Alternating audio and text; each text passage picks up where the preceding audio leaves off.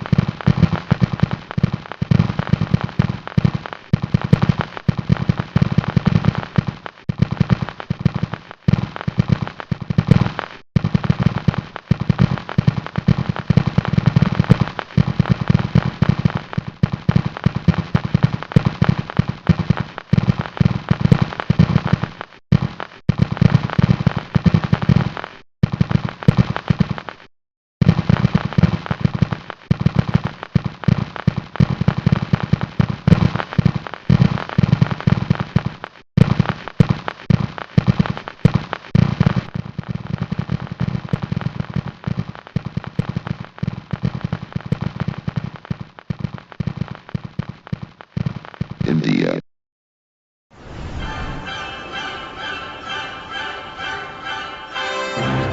3, 2, 1.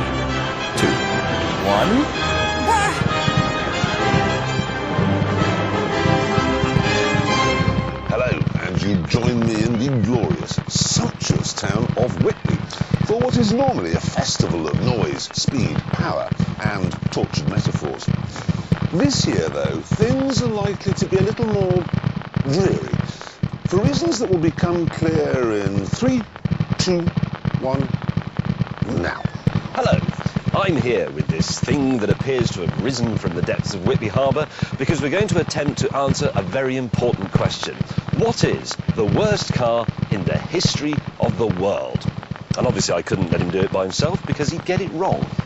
Why would I get it wrong? Because you're obsessed with things that don't matter. No, I'm not. Yes, you are. I'm not. You are.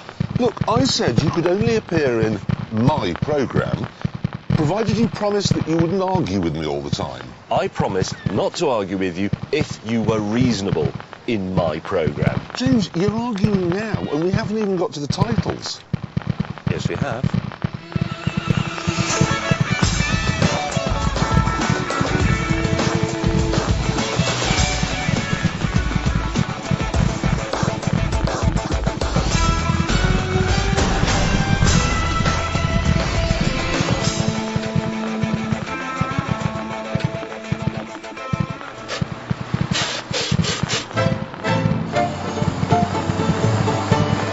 This is very nasty. It's an FSO Polonaise, built by communists out of steel, so thin you could use it as a net curtain. It is as reliable and as long-lasting as a pensioner's erection. A point it made moments later. Completely stopped. I mean, absolutely nothing working at all.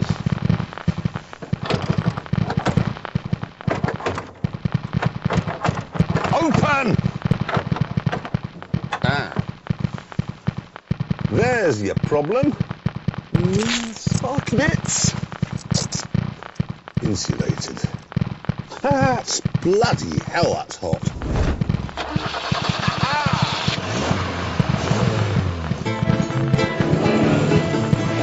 Let me talk you through some of the equipment that is provided as standard on this, the luxury CE model. Has a heated rear window.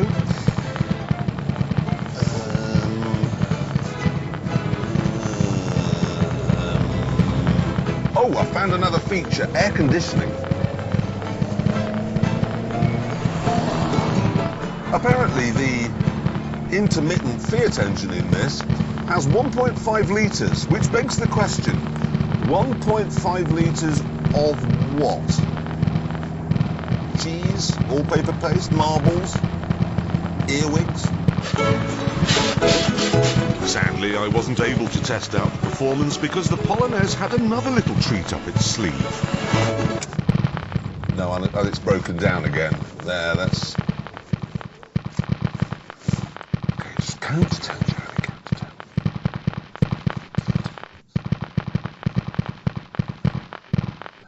You useless pieces! Of course, history has served up many cars that drove as badly as this, but few looked quite so terrible. Amazingly, it was styled by Giugiaro, the man who gave us the original Volkswagen Scirocco, the Lotus Esprit, the BMW M1 and countless other breathtakingly beautiful cars. I can only assume that here he was experimenting with the idea of trying to design a car after consuming 4 litres of absinthe. I've got it now.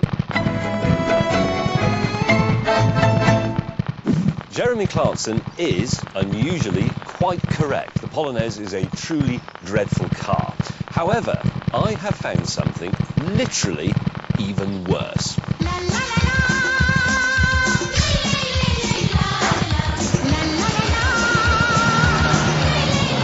This is the Mahindra CJ540 Jeep, and like the FSO, it too is made from hand-me-down bits. But they're much worse bits. It started life as Willie's Jeep, the thing that American servicemen used to distribute chocolate and nylons all around the European theatre in World War II. When the war was over, the Indians decided they would keep on making it, but with a few alterations. Firstly, they ruined the suspension by taking it off and replacing it with some old road drills. And then, in order to accommodate the second-hand Peugeot diesel engine they'd been given, they had to raise the bonnet line. That spoiled its good, square-jawed, war-winning looks. Now it just looks as if it's been given a massive wedgie. It's so woeful on so many levels, this thing. But the steering, I don't know what means are used to connect this wheel to the wheels at the front. And it's loose! Look! It's going to fall off! That's if I don't fall out!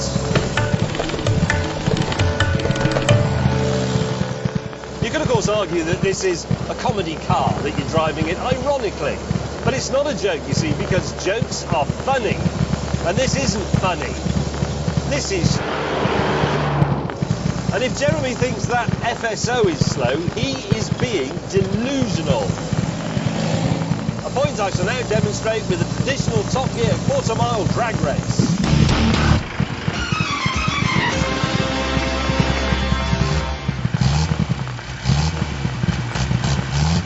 .1 litres, 62 horsepower. 3, 2, 1.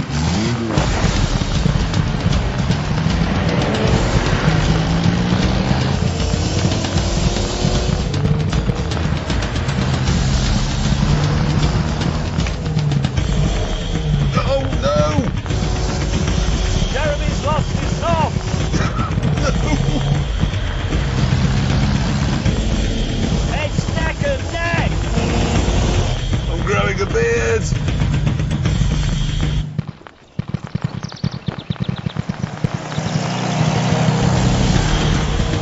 The photo finish.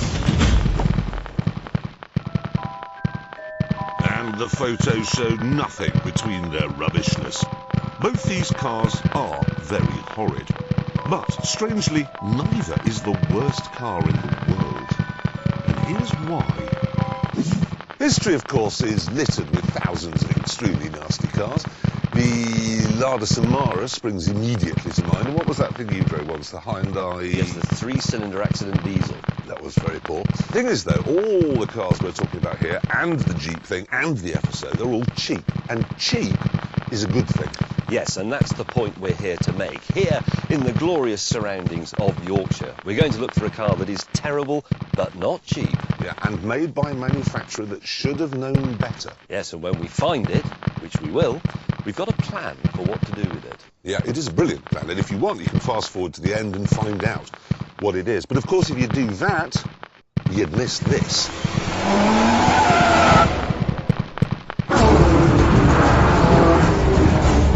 The brand new Ferrari 458 Spider.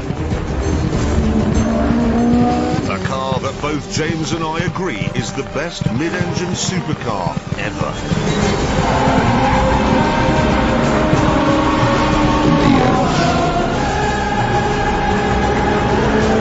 When you take the roof off a car, obviously it loses a bit of rigidity and it gets heavier because they have to put more stiffening in.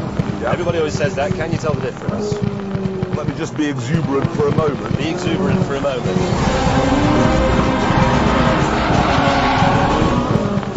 No. Good. Okay, so there's no downside, but the upside is you can hear more of that. And it's sort of more theatre. Yeah, absolutely.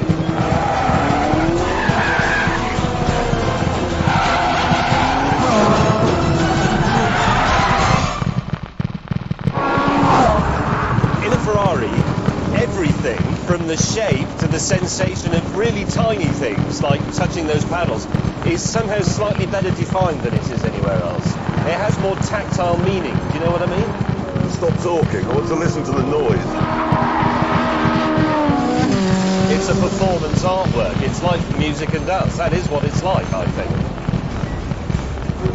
That's why it's so much better than something like a Mercedes SLS. And it's funny I should mention that, actually. What? That's why this is so much better than an SLS.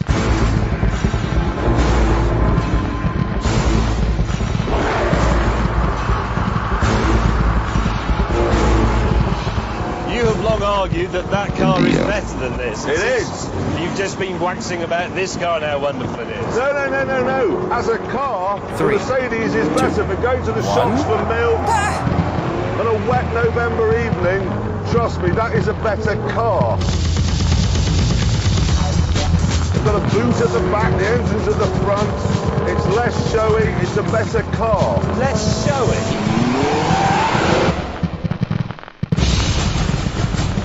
Overtaking. It's not possible. He's got more brake horsepower than I have. One. What? One. One what? He's got one more brake horsepower. There you are, it's more.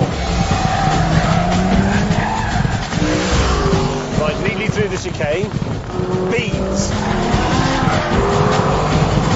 Now I'm stuck. You lifted up. I didn't. This is fraudulent. You're cheating. Unsurprisingly, after just 5 laps, the SLS tyres gave in. And it was relegated to the pits. That's a perfect demonstration of what's wrong with it, you see. 100 extra pound-feet of torque, and all it does is destroy the tyres. I like a car that eats itself. No, you don't. No, it's savagery. What does that extra 100 pound-feet of torque do, other than send you to a tyre depot sooner? It's not funny. It is funny.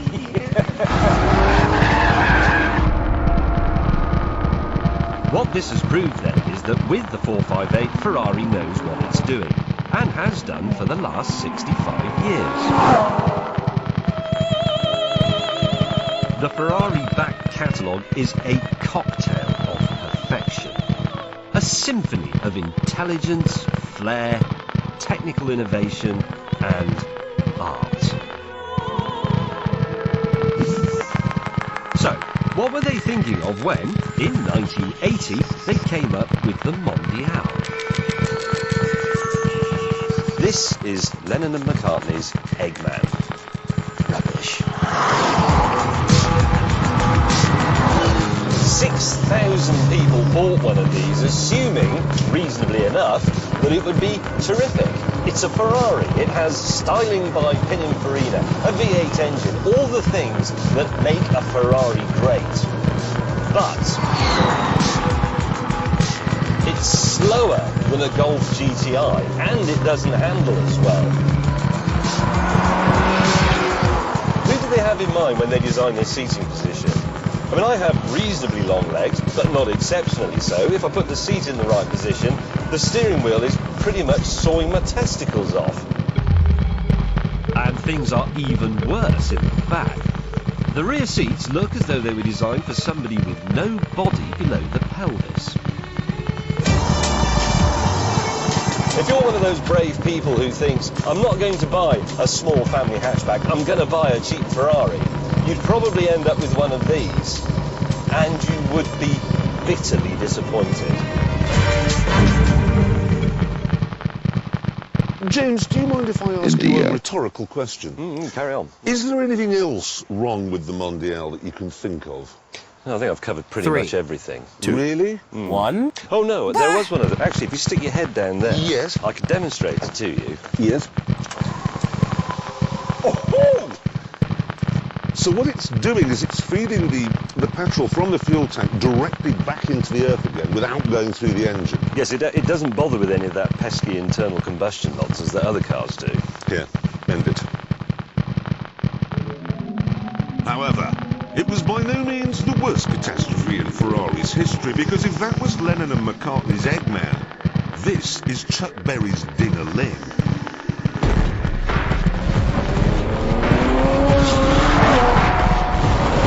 Built to celebrate Ferrari's 50th anniversary, it was launched in 1995, 48 years after the company was founded. The idea was very simple. Ferrari wanted to make an everyday Formula One car so that 349 of their better-off customers could experience on the road what John Alesi and Gerhard Berger were experiencing back then on the track. Of course, some changes had to be made to the F1 engine before it would work in, say, traffic, or on a roundabout, or in a garage, or on a motorway, or in fact anywhere it might actually be used. So the V12 in this shares almost nothing in common with an F1 V12. This one only revs to 8,500. It's a 4.7, so it's bigger, and while it makes a lot of noise, it's not really the sound you get from an F1 car, is it?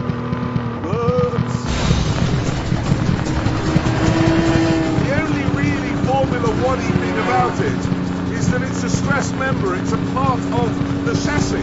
It's bolted directly to the tub, which means, of course, it's bolted directly to the driver's spine. And that means he gets to feel every single one of the vibrations. There was a weight issue too. Formula One cars do not need headlamps or indicators or even a sodding great battery. This did. And nor do Formula One cars have to meet noise regulations. And what's more, F1 cars don't need rubber in their suspension bushes to protect the occupants from shattering every time the car goes over an amoeba. Nothing like a Formula One car, and nor is it anything like a car you want to drive or look at. What it was a big, expensive mongrel.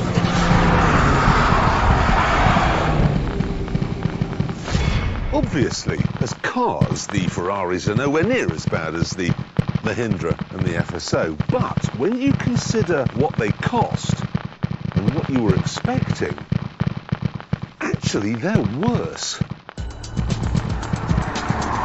Mind you, when it comes to disappointment, it's hard to beat the BMW X3. It's supposed to be a more compact version of the X5 4x4, but it's a bit like going out with a 2/3 scale Dolly Parton and expecting her to be just as comfortable to rest your head on. The ride is not very good. It's not particularly good off-road, and it's not very spacious. But more to the point, the proportions are all wrong. It looks like what happens when somebody takes a very well-known car shape and then tries to use it as the basis of a novelty telephone. If this had been built by Hyundai or Kia, then you wouldn't worry. But it wasn't built by Hyundai or Kia. It was built by the same company at the same time and by the same people who built this.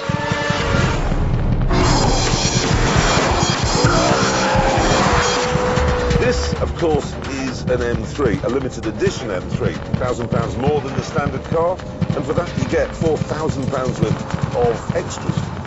So you're paying £1,000 extra and you get in 4,000 quid worth of stuff you don't want in a car that's already gone out of production.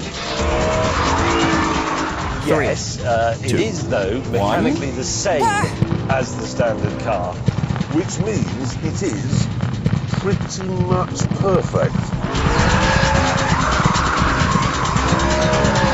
It's really civilised and quiet and normal and brilliant, and then you can drive it like a complete hooligan.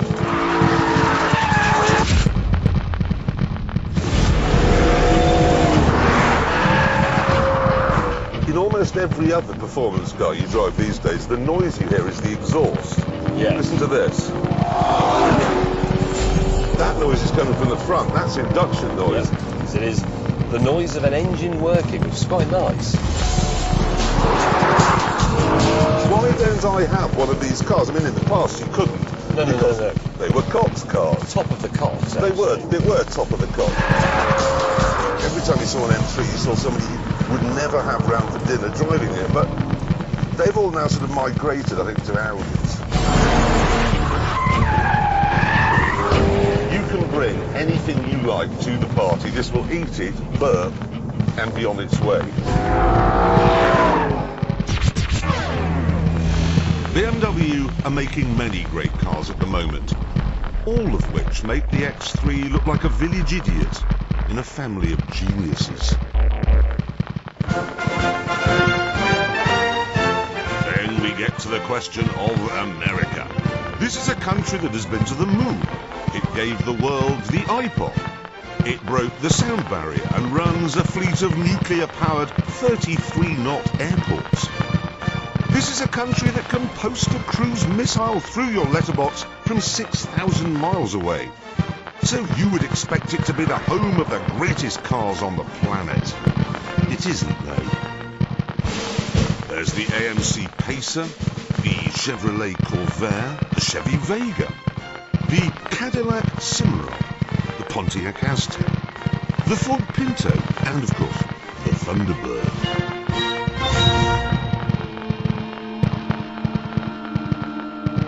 And then we have these two. On your left, the Lincoln Continental Mark IV, and on your right, the Buick LeSabre Custom. Both were designed to give the discerning American customer an unrivaled blend of craftsmanship, power, and luxury. And here we have a modern European equivalent, the BMW M5. It is, of course, a lot more expensive. This one is around £85,000. But there's a very good reason for that, as we shall now demonstrate. Well, not us. No, obviously not us. No, we've entrusted the job to someone very special. We've dragged him all the way up here to the car park of Darlington Football Club. Ladies and gentlemen, please welcome the Stig's Yorkshire cousin.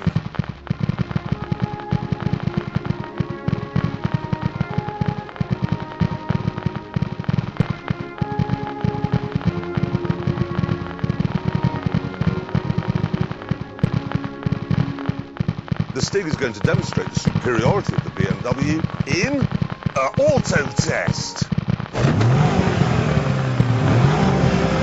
So here goes Toots Stig on one timed lap. Spinning away, all of the Beamer's 560 horsepower burning into the Darlington Football Club car park there. First obstacle, okay, it's the donut box. Toots Stig making use of the BMW's brilliant 50-50 weight distribution. And now, two almost perfect donuts. He's slowed down. How's he doing that? He's sped up again. And he's out. Toots Stig now exiting the box, heading back down the car park to the double left-right chicanes. How's he doing there? He's turning the wheel one way, then the other, and now he's going round a corner very fast.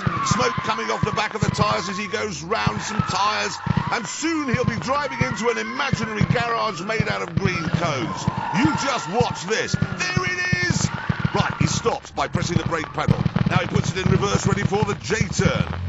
Reverse as fast as you can, flick the wheel, jam on the brakes, front will slide round. The 2-ton Beamer, there it goes. And here he is now with... He's slowed down again! No, wait, he's back to full speed. And that's a good thing. All he's got to do now is get to the finish line and stop. Now.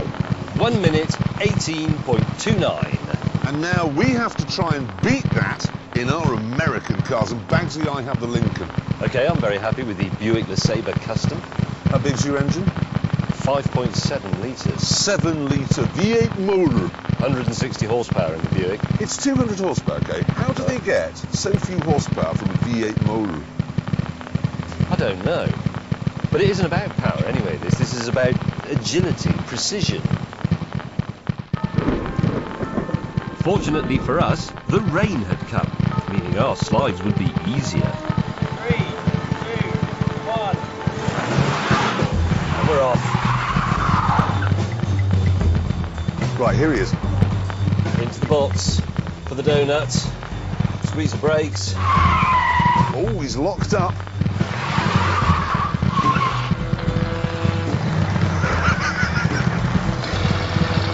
That's not a donut as such. And we're out, and we're ready for the slalom. We're doing lots of power now. James has a Rolls Royce Corniche, so he's used to the wallow and the roll. Figure of 8. Look at the angle that wheel achieves when he's going around a corner. And that's beyond belief. Beautiful. So J-turn. In the Right, hold the thing, foot ready. Reverse. 3, 2, 1. That'll do. This is really a shambolic display, demonstrating that the car must be terrible, because James is very good at this. A little bit of understeer as he heads for home to stop precisely in the bog. In the 3 minutes, 34 seconds, 0.85. 3, 2, 1. With James having doubled Touch Stig's lap time, I was feeling confident in the USS Lincoln. Massive wheel spin. Oh, look at that. One of the big problems I have is that I'm sitting over 10 feet from the front of the car. The bonnet itself is 6 feet 6 inches long. Power! No! Stalled. In Europe, cars are built to the nearest millimetre. In America, it's to the nearest foot. Come on, you wazzock. Power! And he's out. He's out and he's heading for the slalom. I'd stand back. Now, lean in! Whoa! Lovely to watch. Look at the way it just darts. It's like a mountain goat, the way it... Oh, and he's lost it. He's lost the hubcap. 3-speed gearbox. The Americans, of course, terribly confused by the concept of 4 or 5. 6 is something they don't understand at all. Oh my God! I'm on the It's utter rubbish. I think when they were designing this car, no one in any meeting ever used the word precision. Into the box for the J-turn. J-turn. And brake flick!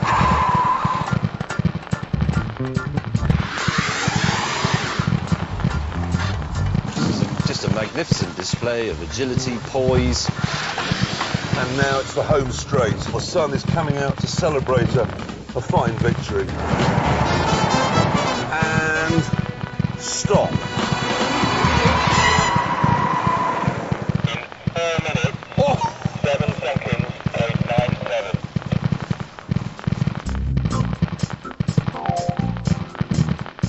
Now, the thing is, okay, this was the slowest and therefore the worst, the Lincoln Continental Mark IV. So is this, do you think, worthy of the special treatment that we have lined up at the end of the programme? No. Think about it. It's not really appropriate, is it? Why? American. Oh, yes. Let's move swiftly on to Lancia. As we have said in the past, Lancia has made more truly great cars over the years than anyone else. The Delta Integrale, the Gamma, the Stratus, the O37, etc., etc. So, what are they up to now?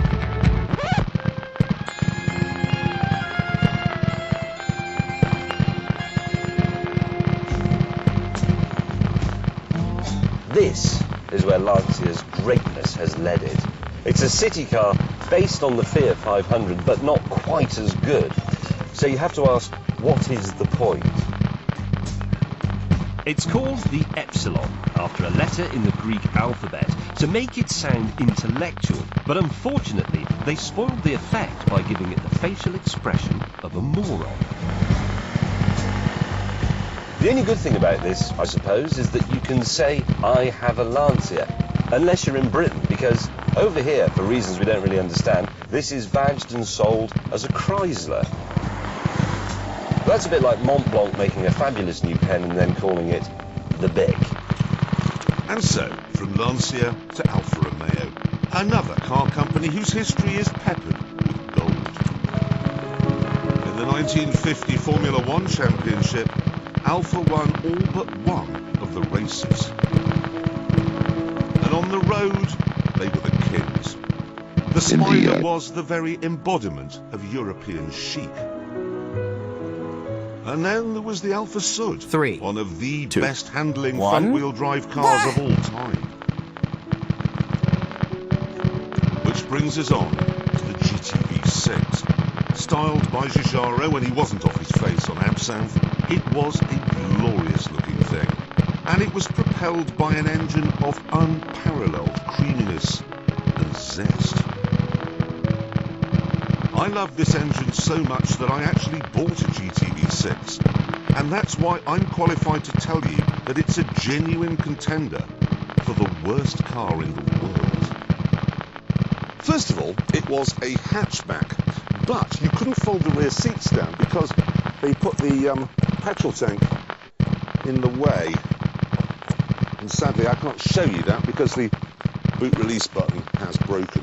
This, however, in the big scheme of things, is nothing.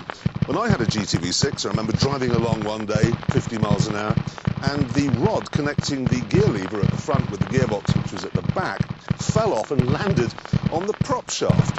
Now, this made a noise similar, I guess, to the sound made by the Red Sea when it was parted. It also locked up the rear wheels, causing a massive spin. Other things, you at night always had to put a broom handle between the clutch pedal and the driver's seat to stop the clutch plates welding together. The driving position was suitable only for an ape. Oh, and the sunroof leaked. In many ways, then, it was like having a moody, bad-tempered, drunken girlfriend. But you would persevere because she has the face of an angel, the body of a supermodel, and once in a while, she'd let you go around. Yes, thank you. I agree, the GTV is not without its faults, but let's be honest, it's highly unlikely that the worst car in the world is going to be Italian. Because even when they're not very good, they're still somehow rather nice. That brings us neatly on to the French. This is a Citroën Pluriel, which is an convertible. And to explain what's wrong with it, we need to start by looking at a Mazda MX-5. If you want to lower the roof on this, or indeed any other convertible, you simply push a button and in a matter of seconds a series of electric motors does the job on your behalf. Done. Citroën, however, decided that there was a better way.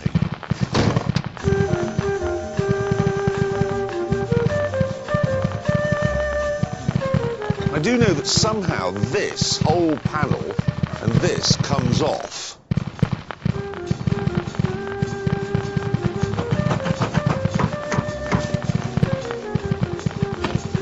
Ow! make any sense at all.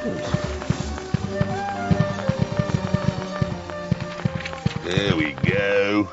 The rear part of the movable floor should be retracted. How do you... Why is it this complicated? The rear tailgate should be open. I know!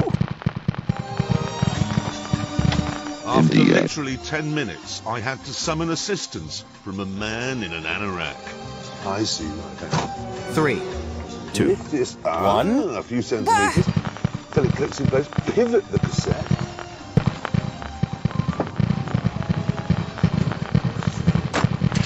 First, get a degree in mechanical engineering.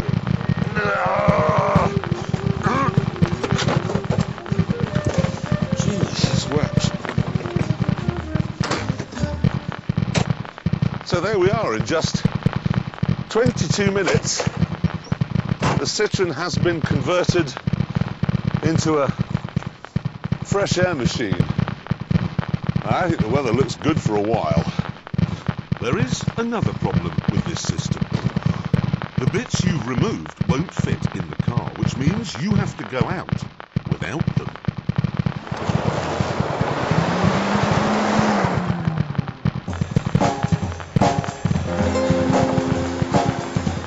Now that, of course, is fine if you live in the Atacama Desert where it never rains, but here in Whitby, it does. The only solution that I can think of is to be followed everywhere you go by a man in a van with your roof in the back. This, of course, is a very expensive solution. Even the blithering idiot that I've employed is costing me £4,500 a year. 3, 2, 1.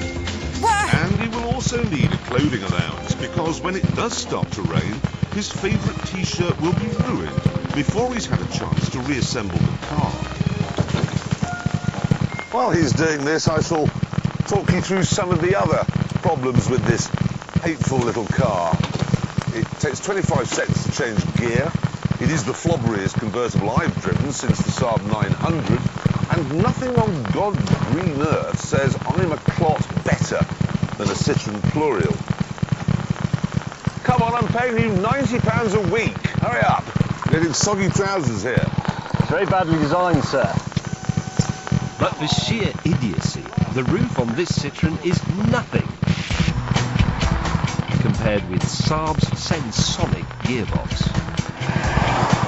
Here's how it works. There is a gear stick, like you find in any normal manual car, but there's no clutch pedal because the clutch is operated automatically by the car's brain.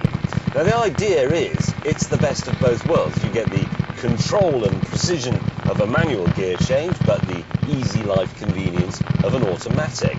And if you're just sort of driving about, as I am here, then it works perfectly well. However, it can be a bit problematic under certain circumstances. Aha! A space, and it is the one thing that the driver of a Sensonic Saab 900 fears the most. It's a reverse, uphill, parallel parking manoeuvre, and this is going to be a bit tricky. Just to increase my chances, I'll lower the roof. I'm just watching James May park a car. I suggest you all do the same. It's always entertaining. Now, here is the issue. If this was a normal manual car, I'd be able to reverse, feeding the clutch very gently and very subtly to go backwards into the space. If it was an automatic, I'd put it in reverse, and the torque converter would, of course, make the car creep backwards. In this, when I take my foot off the brake, it will simply roll away. So, in reverse, no clutch, remember. Try and use the handbrake. There we are going backwards, but the instant you lift your foot a bit, the clutch disengages and does that, you see. You can't hold it like you can with a normal clutch. It isn't that sophisticated. Right, now let's try the parking manoeuvre. Of course, nobody is watching this, which makes it a lot easier. Are we struggling? No, I'm explaining to everybody the problem is that you can't park. no, the problem, I'll explain it to you later. So, brake. And we're going backwards. I've got it. Feather it a bit. No, it's going to go forwards. No, it's going to go backwards. No, it's going to go backwards. This is quite good. It's going to go backwards. It's going to go backwards. No, it's rolling forwards. It's so difficult to do. Wait for it. India. So try and give it a bit more revvage. Then it does. That is exactly the problem 2, with a Sensonic 1. Saab. You cannot get it into a parking space, can you? And then when you let your foot off the brake, because it doesn't have a creep function, it does that. Is that parked? It's impossible. It's true, Saab's Sensonic gearbox was dreadful. But I've just thought of something worse.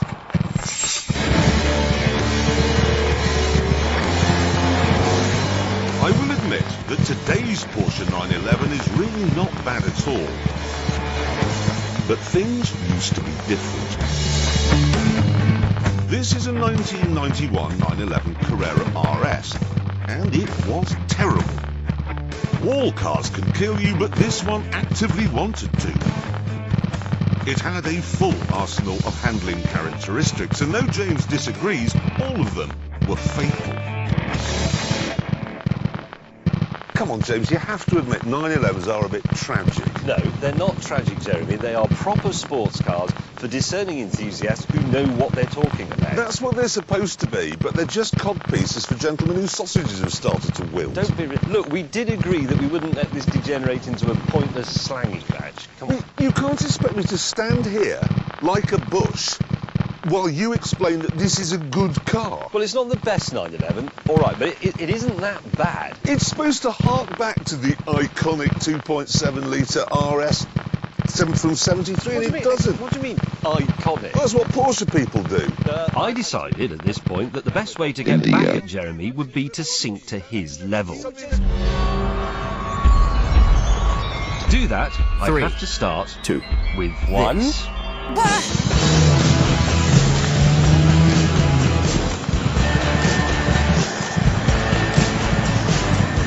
This is a Ford Capri. Now, most people hanker after the German engine 2.8 injection, but not me. No, no, no. You want the early one, the Essex engine 3-litre. The Capri was to Europe what the Mustang was to America. It meant that people who had only hoped for a dreary saloon could now own an exotic two-door, and for the same sort of money. Proper job.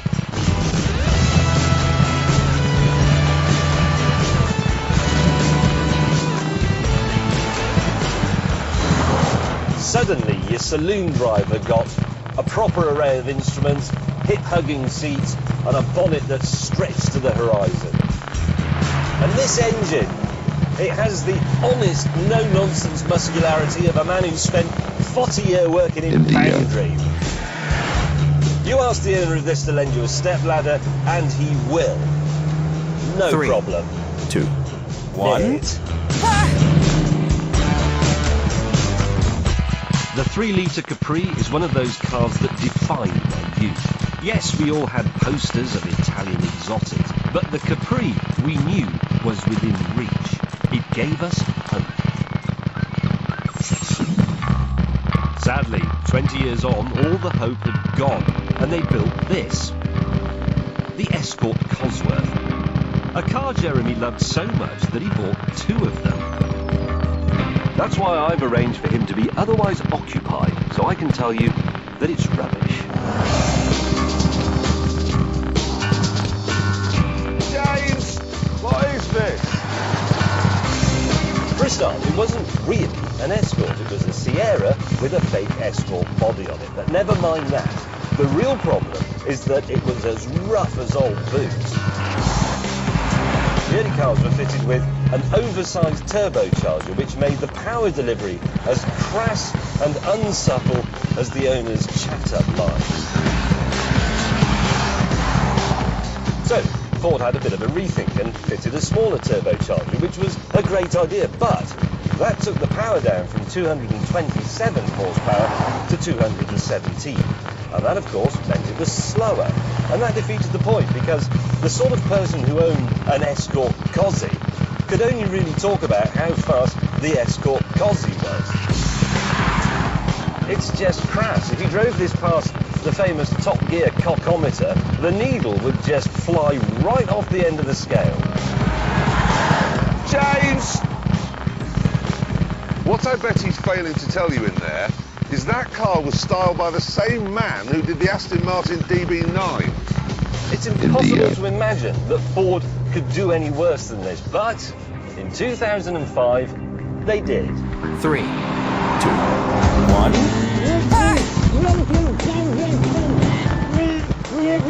The Ford GT.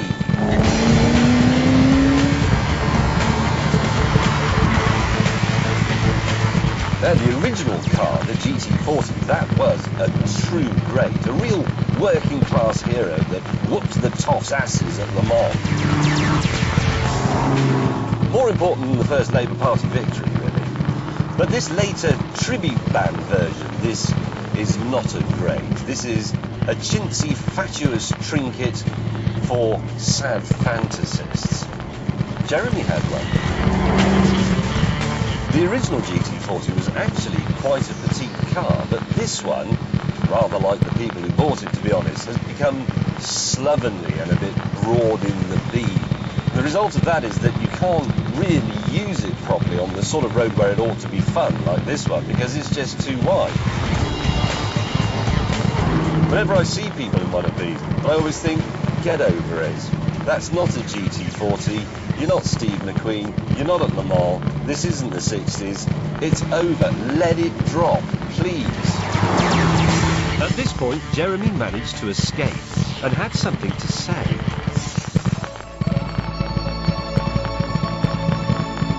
This is a Rolls-Royce Phantom, a car which demonstrates to the world that Rolls knows more than anyone else about the 4 pillars of luxury: space, light, comfort and quietness.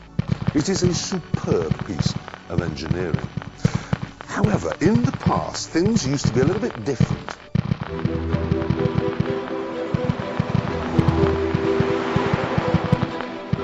This is a 1972 Rolls-Royce Corniche. Specifically, it's James May's 1972 Rolls-Royce Corniche. You can tell it's his, partly because it's the slowest car I've ever driven, partly because everything is absolutely spotless. Sorry, James. And partly because he's in the boot.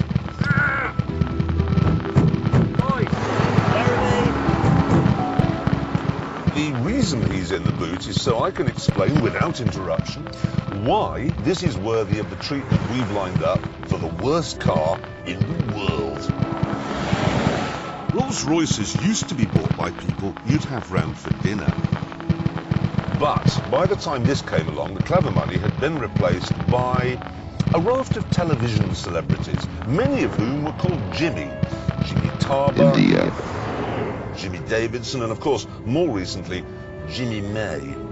Ow! 3, 2, There 1. were technical problems too.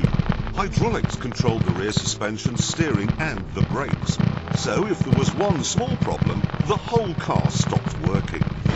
And of course, everything was handmade, so replacement parts never quite fitted properly. Mercedes-Benz invented the car, and ever since has made magnificent cars. This is a 280 SL Pagoda. Magnificent. This is a 450 SLC. It's magnificent. But not all their cars have been magnificent. Not at all.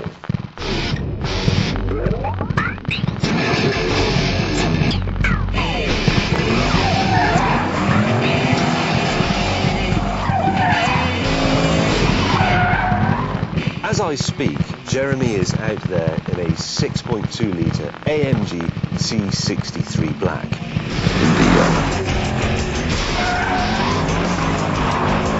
Unfortunately, you can't hear what he has to say about it because I've disconnected his microphone. 1. However, I can give you a pretty good idea. I would imagine that he's currently talking about the enormity of the differential, but neglecting to tell you that it takes 15 minutes to warm up. It's so Victorian. So Until then, you can't turn left or right at junctions.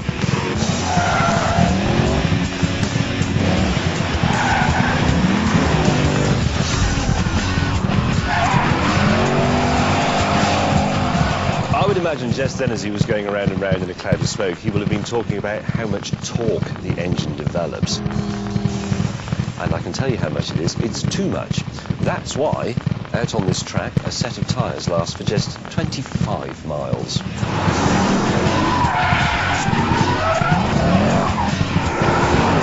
What a colossal knuckle-dragger's car.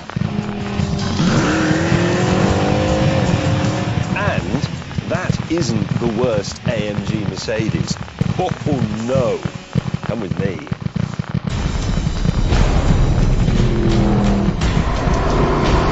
This is the Mercedes SLS. Stupid car.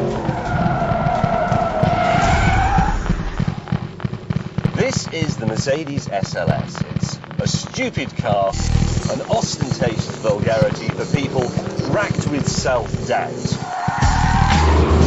Now, it has a 583 horsepower V8, which of course is a marvellous thing. Nothing wrong with power, but power is only good. Power is only good if you can actually use it. And in this car, the engine is merely a very elaborate way of ridding the world of pesky tyres. I hardly touched it. What sort of a moron would buy a car as dreadful and as dreary as a Fiat Panda?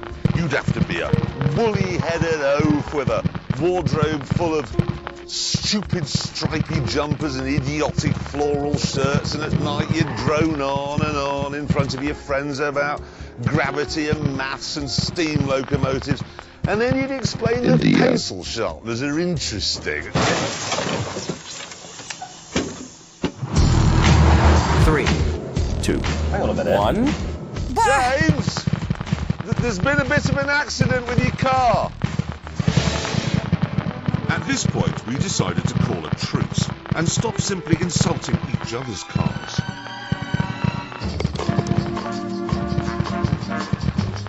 So we found a local golf course and had a debate about which car would be most fitting for our special treatment. Not bad.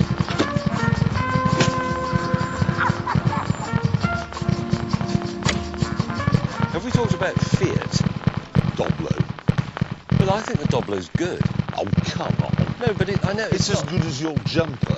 But the Doblo isn't bad, and it looks quite amusing. It is bad, it's No, shocking. I'm not giving you the Doblo. You're not having that. Is it still me? Yes. Can I tell you something I've never ever owned up to before? But we all know, Jeremy. Don't worry about it. I've never driven a Seat. I have. Are they rubbish? Well, they're dull. You know, they're just like cheap VWs. Could we include some of those old British marques? What about... Wolseley Hornet. Exactly, Triumph Mayflower, the Austin Healey 3000, which everybody thinks is wonderful, but it's terrible. MGR V8. That was a hopeless, hopeless car fitted with a massive engine which And looked terrible. It's in the woods. Oh, James! What? James! What? May! What? Rolls-Royce Camargue. Love it. What? They were great. Rode They really weren't well. great. They were shocking. Hurry up and hit your ball. What about the Vauxhall Vectra? No. I would rather have double pneumonia than a Vectra.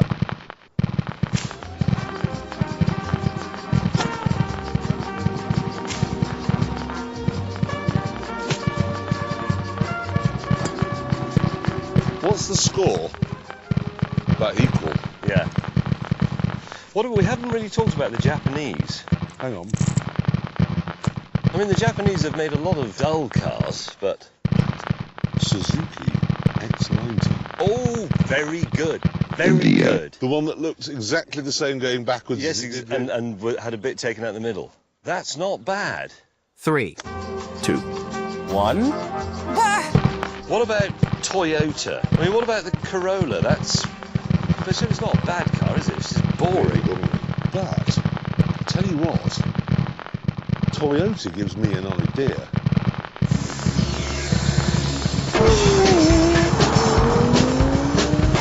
This is a Lexus LFA. A car I've looked forward to driving for about 12 years. So, is it disappointing? No, not even a little bit.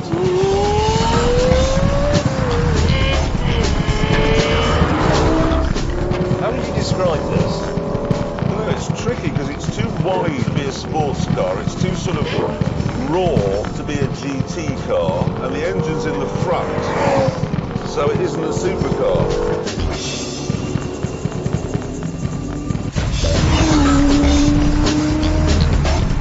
The only thing it does remind me of a bit is the Ferrari, the GTO, 599 GTO. What, Kato? Kato, yeah.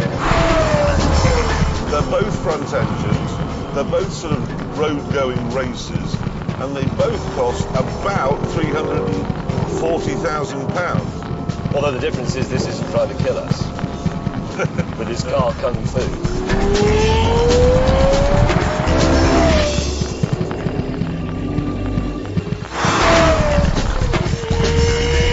No, Ferrari is more mental than this, more powerful than this. Driving one of those is like being machine gunned. I mean, it's just starting now to spit with rain. If I was in a GTO, some poo would be coming out. But in this... More would be coming out of me, in fairness.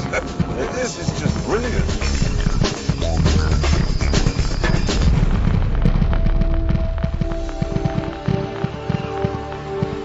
You certainly don't want to get the LFA in a game of top trumps. The 4.8-litre V10 produces just 552 horsepower, over 100 less than the 599 GTO.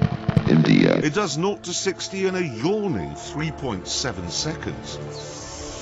And the top speed is only 3, just on the right 2, side of 1. 200. It isn't even particularly striking to look at. And yet... You know, they took 9 years to design and develop this car. 9 years. You know, it was actually ready after 5 years. It was ready to go into production, and they suddenly said, no, hang on, we don't want to make it out of aluminium. We want to make it out of carbon fibre. And then it started again. They went back to the drawing board. Yeah. And there were endless laps of the Nürburgring. Pointlessly. And endless tiny adjustments to the steering and the brakes and the exhaust until it was absolutely perfect.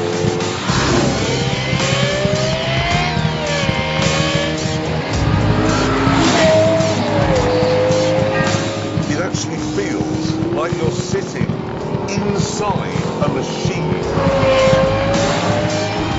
Lexus normally do everything they can to disguise that their cars are machines. But in this, they're acknowledging, or celebrating really, that it's, you're being propelled by bits of metal flying around. You know what this car feels like? A racing car. It really does. And it sounds like one. Oh! It's bloody brilliant.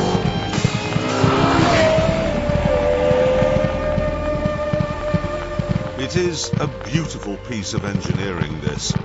It has a single clutch paddle shift gearbox because that gives a better mechanical feel than a trendy double clutch system. And it has a transaxle for better weight distribution. I'll tell you what this is. It's an intelligent car made by intelligent people. It's actually highbrow. The trouble is, there's one other highbrow Japanese car on the market, the Nissan GTR. How much is one of those?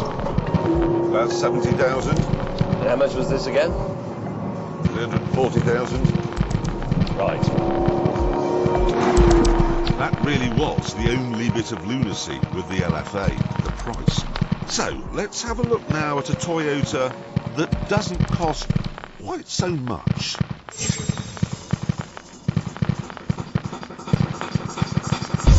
the brand new GT86.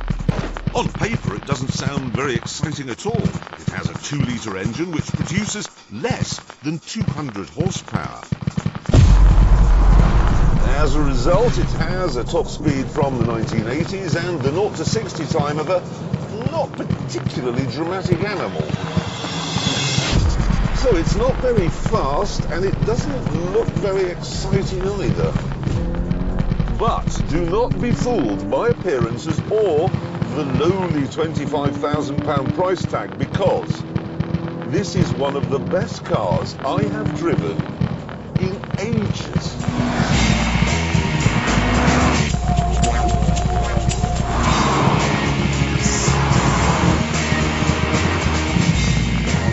The engine may be small, but it's a Subaru Boxer unit, so the centre of gravity is very low.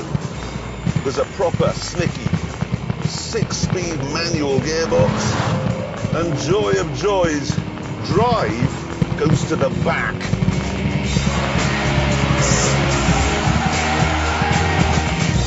And I haven't got to the masterstroke yet.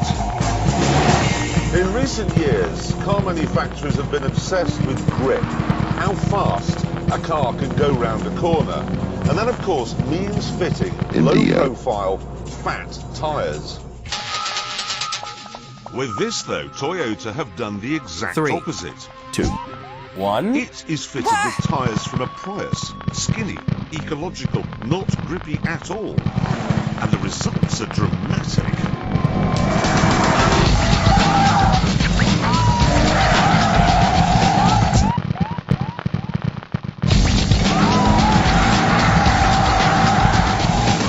Okay, turn in, and immediately the back is sliding.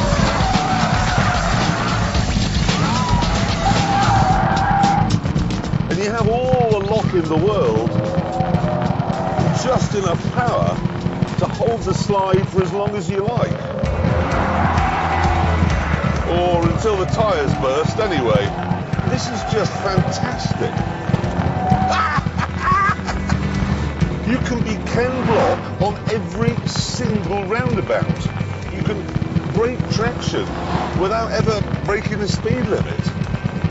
I'm doing this at 20 miles an hour. That would be legal in a residential zone.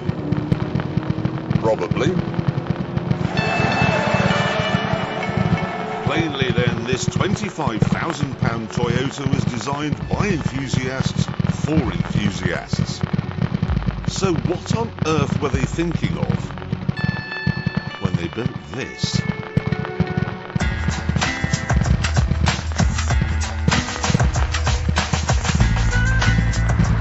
This is the Lexus SC 430. It is, isn't it? For inspiration, the 3, stylists from 2, Japan and 1. Europe went to the Côte d'Azur to study the architecture, the lifestyle and the harbours. Well, that's what they told their bosses they'd done. So you're suggesting they went on a holiday? Well, yes, certainly we shall go to the south of France and study things. Yeah, right. They haven't drunk any beer or wine at all. They claim the 430 looks like a south of France yacht, but I'm not so sure.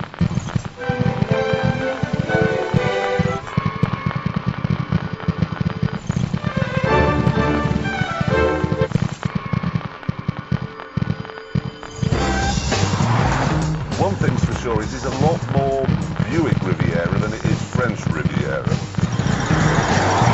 Under the bonnet, there's a 4.3-litre V8 which developed 300 horsepower.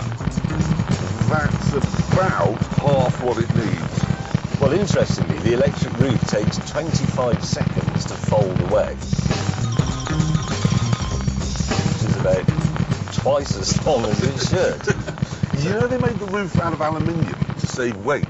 Yeah, but why did they do that and then put this wood in it? Because that's not light, is it? No, it gets worse. Watch. More wood is on its way. What sort of wood is They that? claim it's maple. Is it? Easy. Of course, you might forgive all this stuff if it was nice to drive. that it wasn't. This half-timbered steering wheel is about as communicative as a half-timbered cottage. You have no idea what the front wheels are doing. Yeah, but never mind that. Have you felt the ride? The ride in this thing is absolutely diabolical. This isn't a particularly bad road.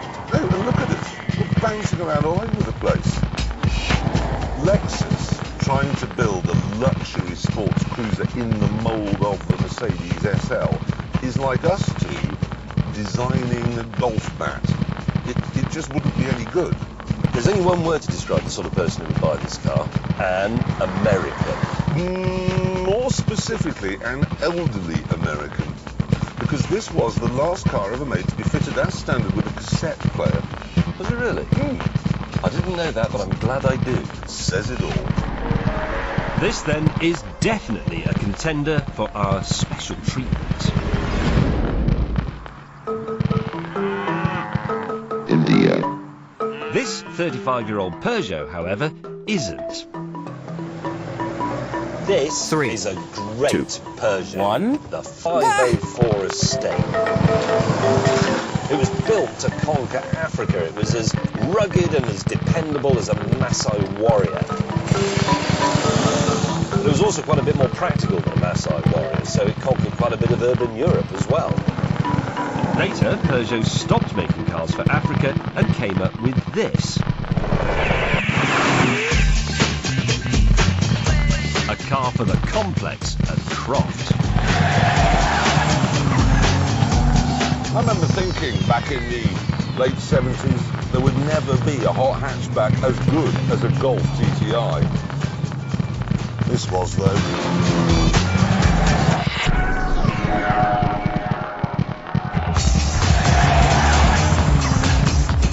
The expression joie de vivre, you're probably familiar with it. It's French for Peugeot 205 GTI. So, if you were buying a Peugeot, you would expect a blend of these qualities: toughness, ruggedness, forged on the anvil of Africa, and peppy, puppy dog enthusiasm. But no. Today's Peugeots are a sea of awfulness. And rising to the top of this cesspit of utter woefulness is this: the Peugeot 308. Diesel. Let's unpack this pile of peur de chien, actually. We'll start with its face.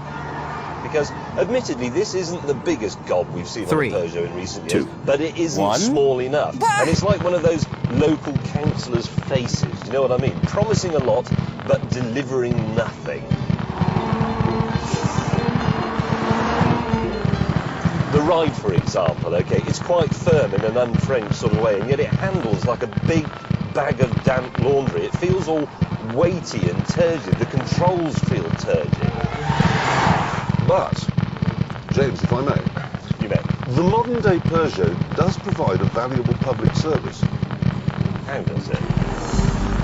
Because in the 70s, all bad drivers had Volvos. So you saw a Volvo, you knew it was being driven by someone who couldn't drive very well. And just because it was in the left lane, indicating left, didn't necessarily mean it was actually going to turn left. Yes. Then Volvo started making good cars, so the bad drivers migrated to Rover. Then Rover went bust, so all the people who are buying Rovers are now in Peugeots. Yes. So it's actually, they're quite useful. I was teaching my daughter to drive the other day, and she went, now mirrors, I said, never mind mirror signal manoeuvre. The first thing you have to know as a new driver is, see a Peugeot, just cover the brake pedal. We asked Took Yorkshire Stig to test it for us, and this was his response.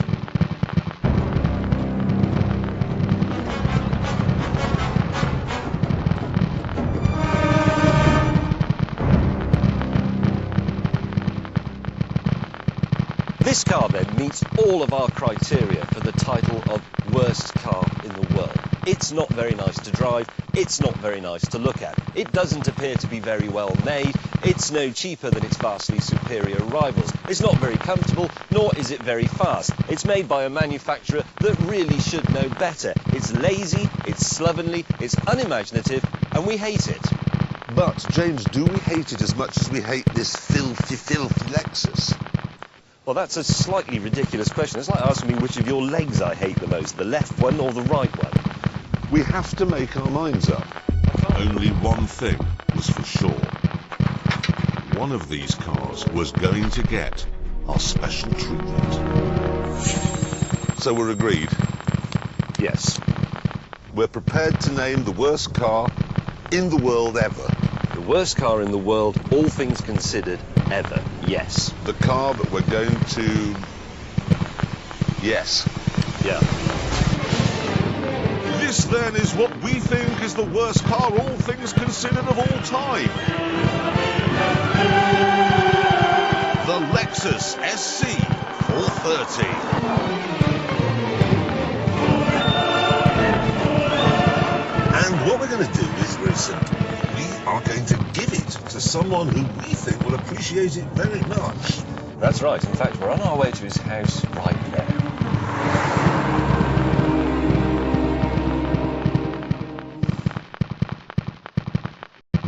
India. This is it, isn't it? That's the one. 3, 2, 1. Go for it.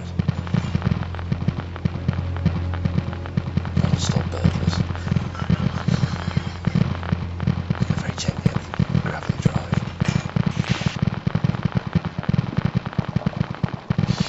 No big throttle. Just gently.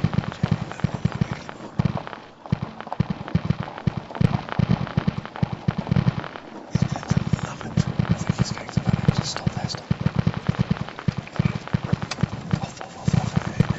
Off. Don't slam the door. So, who would live in a house like this? Let's examine the evidence. Well, we've got Electric gates. hideous French-style water features. And a pillared porch. Absolutely, and there's more evidence still. I know we're looking at a wealthy man, Definitely. but the American flag, and over there, unless I'm very much mistaken, that's a Ford Mustang. Hang on. What? Look at these. These are like lions, but somebody has carved their own face in them. Who on earth would carve their own face into a stone lion? Plainly somebody with incredibly small feet. Look at that. It's a size 5. India. It's the biggest one there.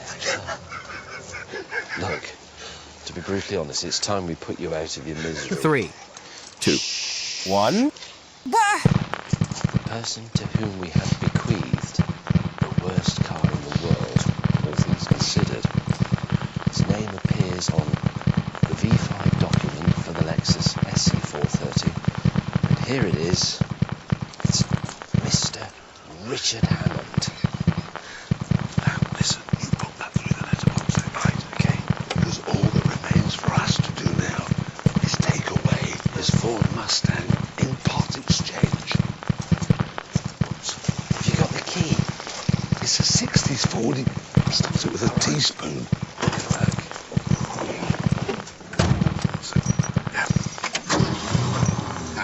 Excellent. Thank you for watching. Yes, goodbye. Bye.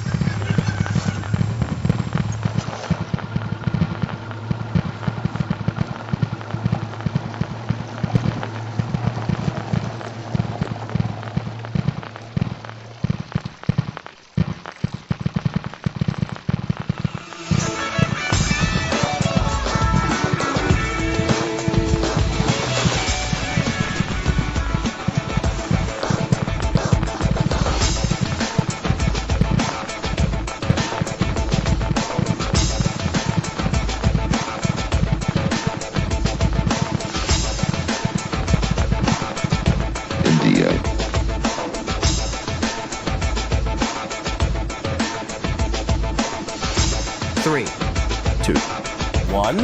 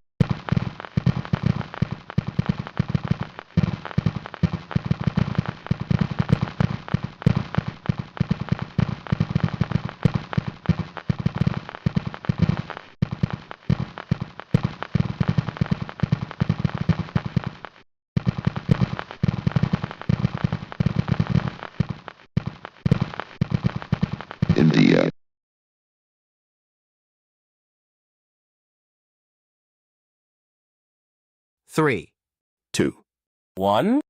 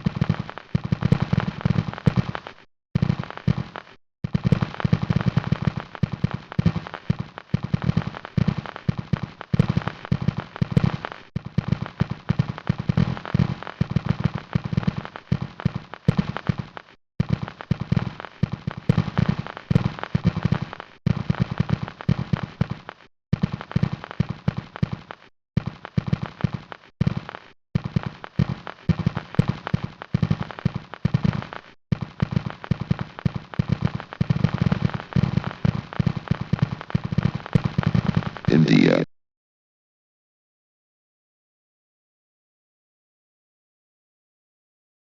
3, 2, 1.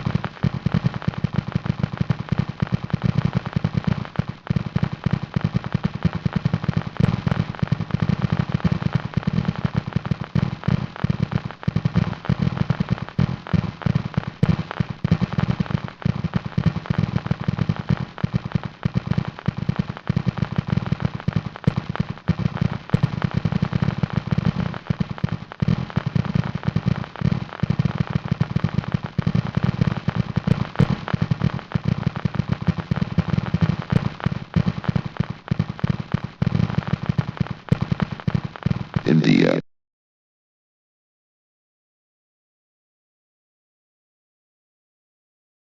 3, 2, 1.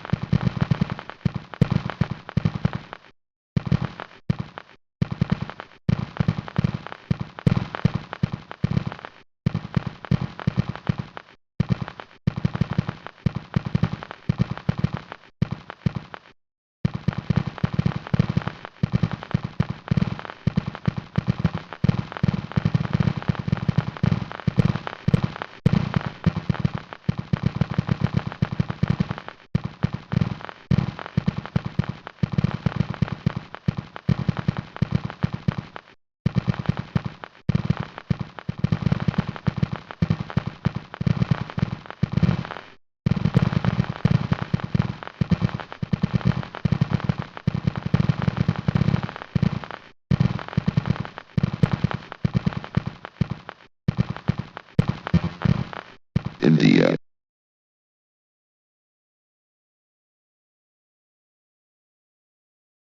3, 2, 1.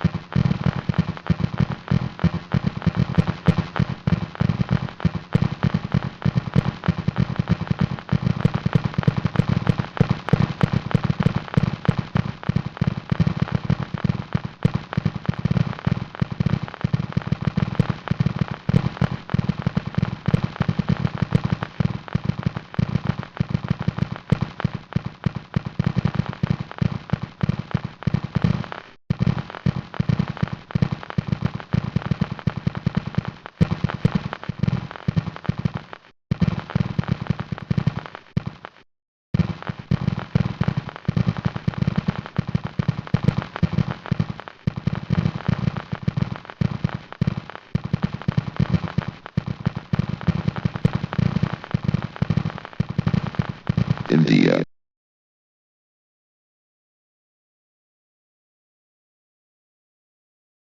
3, 2, 1.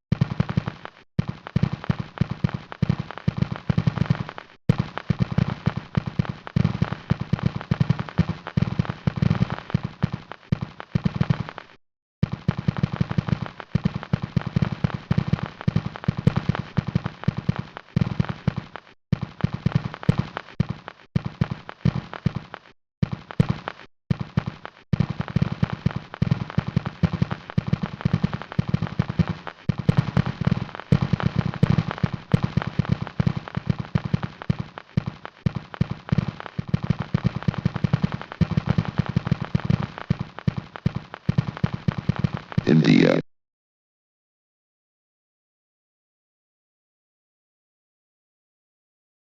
3, 2, 1.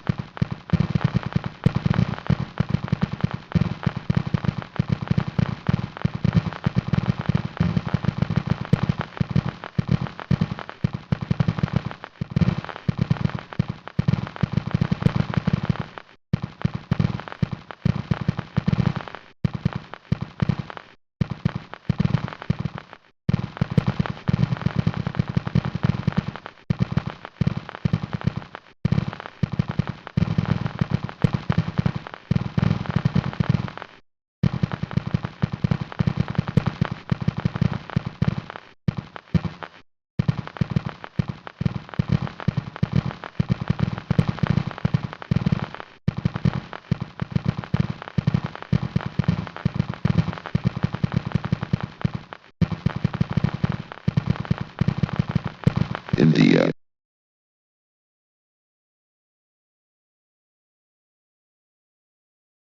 3, 2, 1.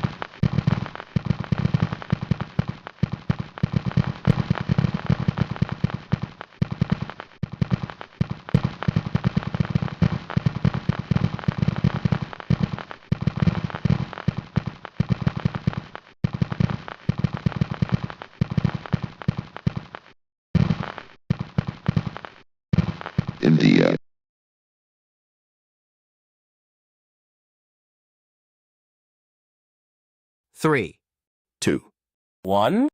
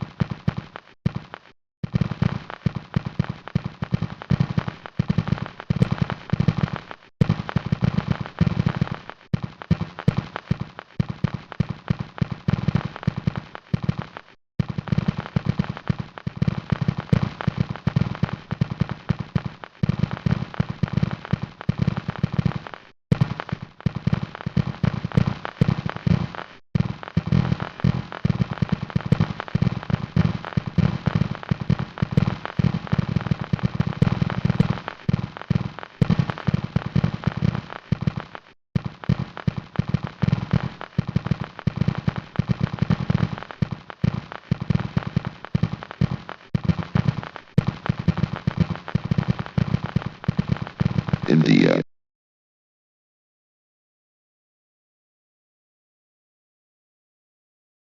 3, 2, 1.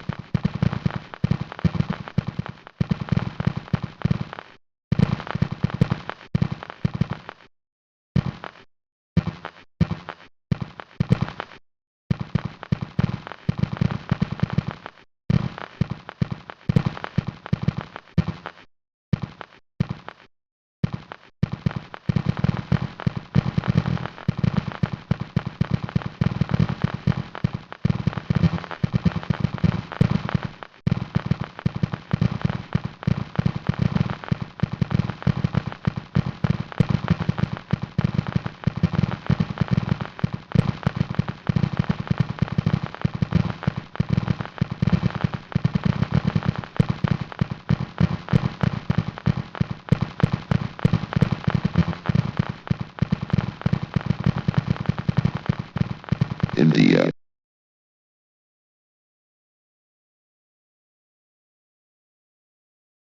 3, 2, 1.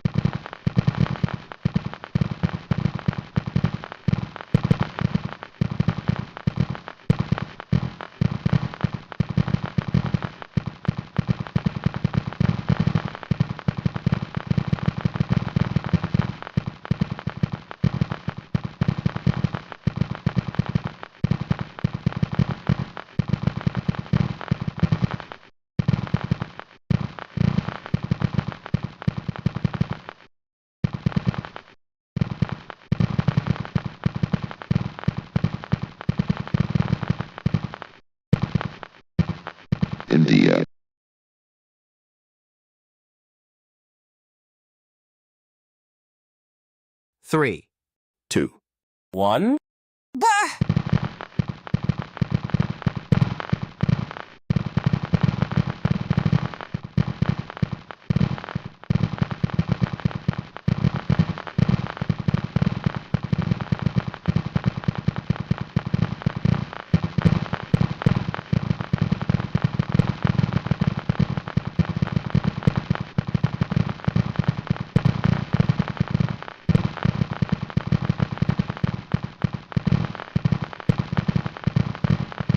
India.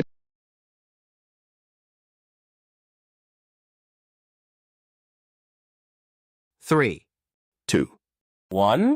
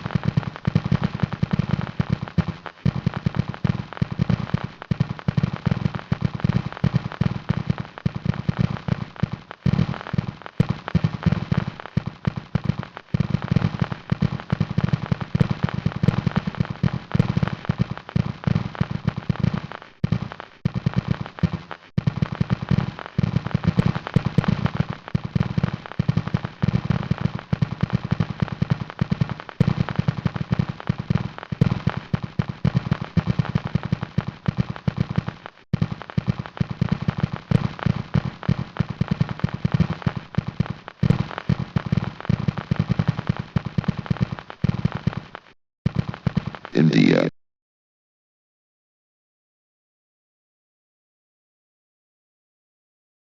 3, 2, 1.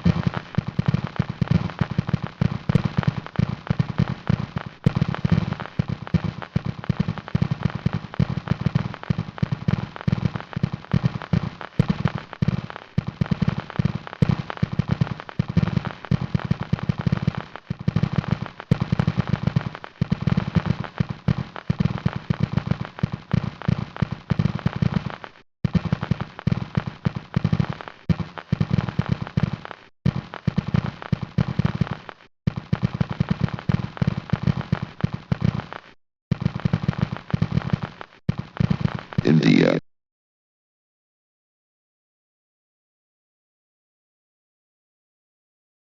3, 2, 1.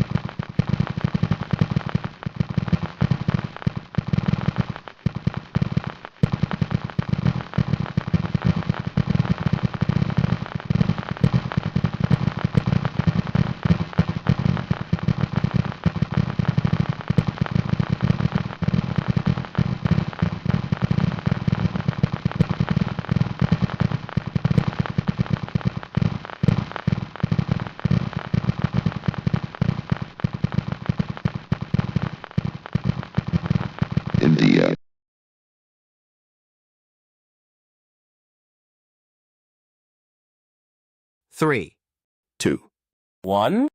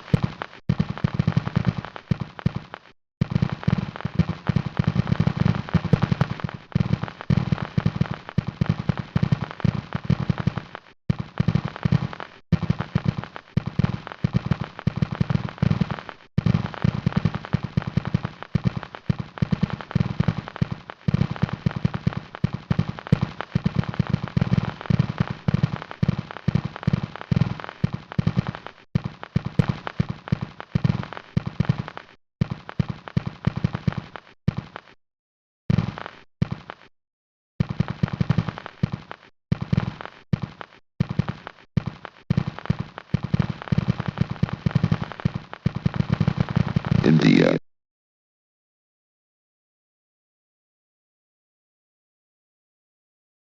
3, 2, 1.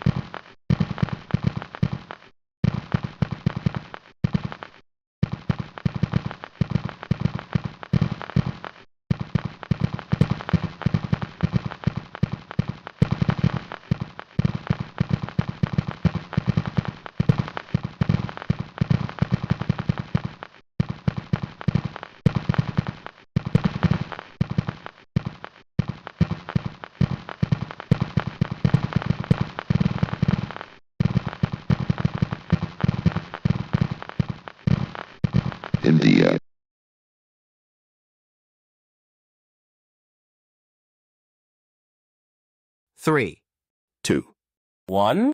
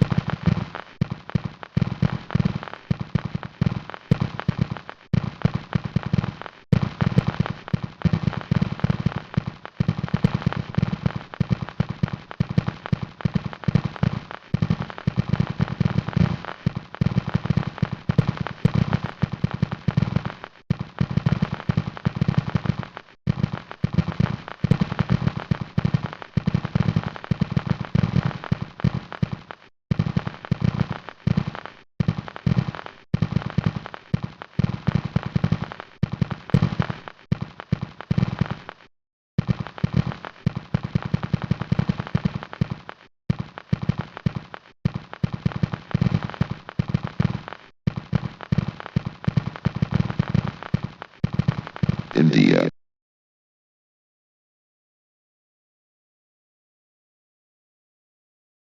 3, 2, 1.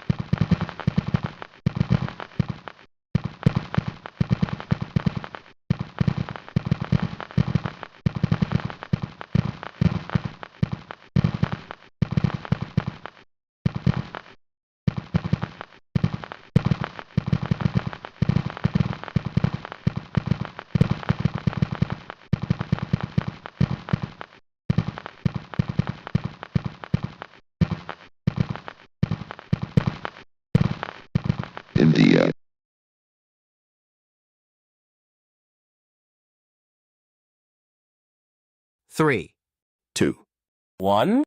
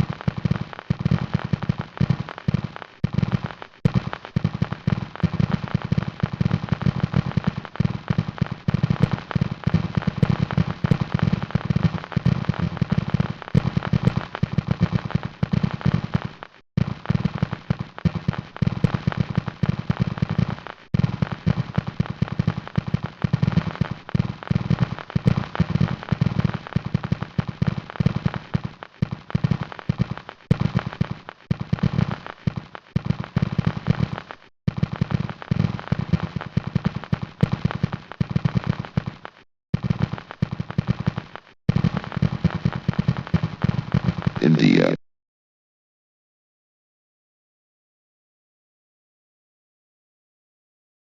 3, 2, 1.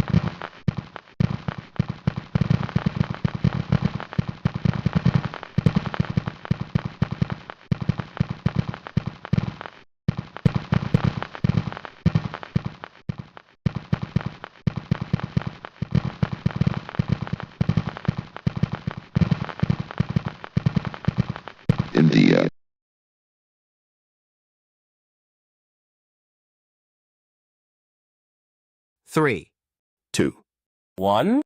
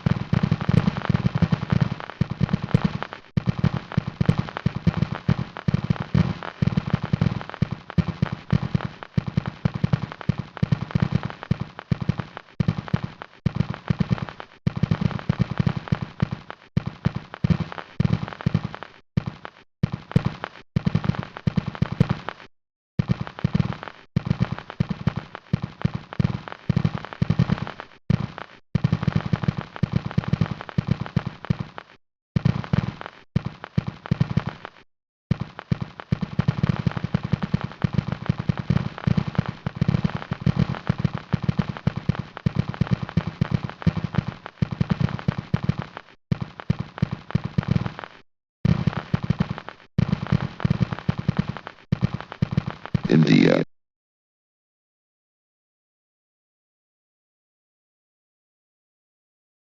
3, 2, 1.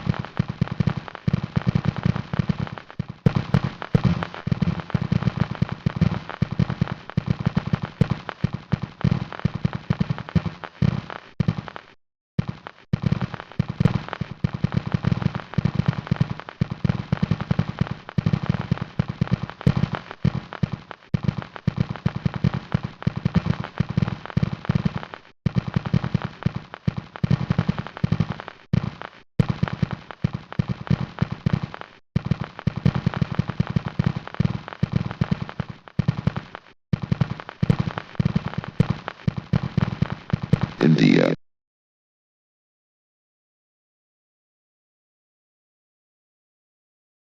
3, 2, 1.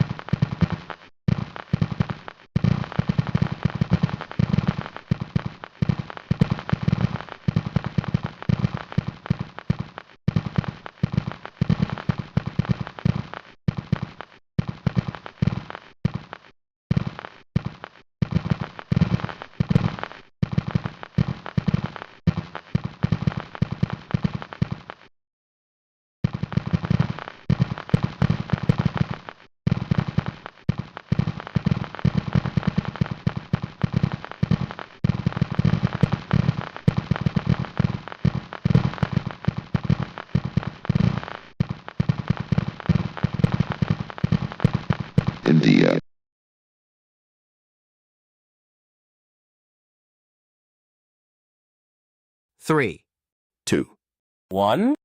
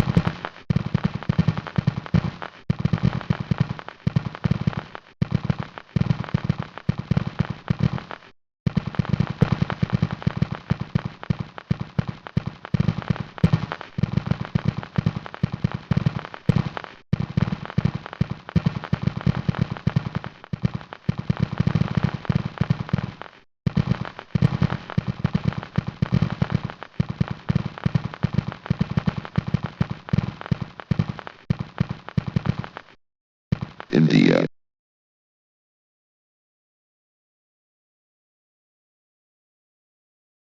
3, 2, 1.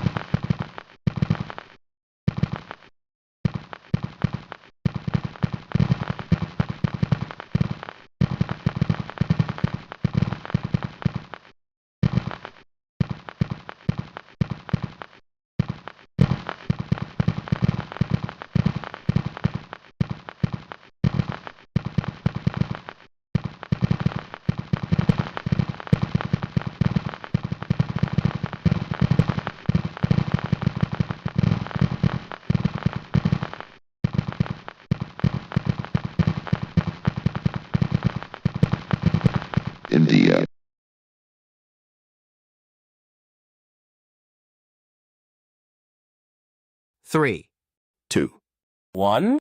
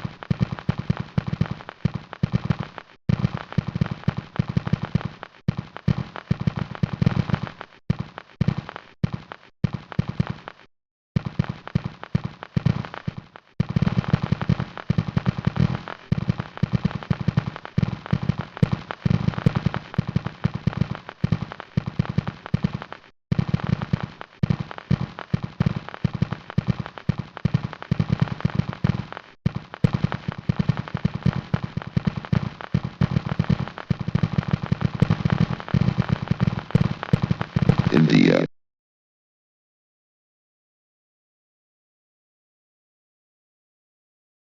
3, 2, 1.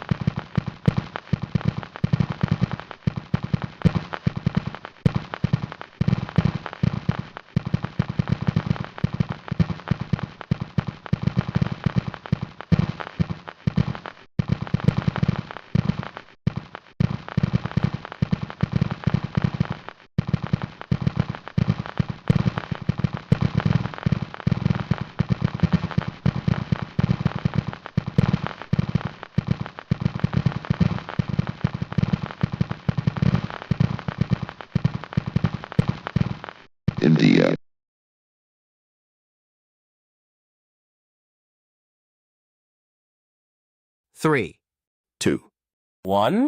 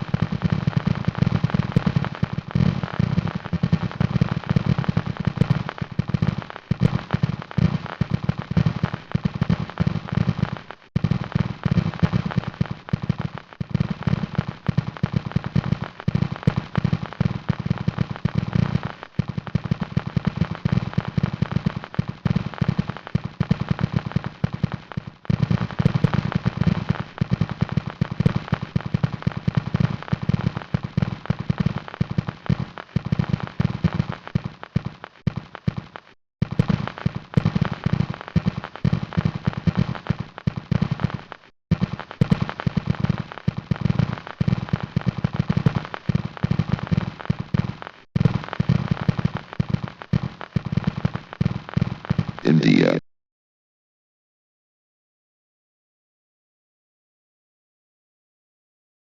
3, 2, 1.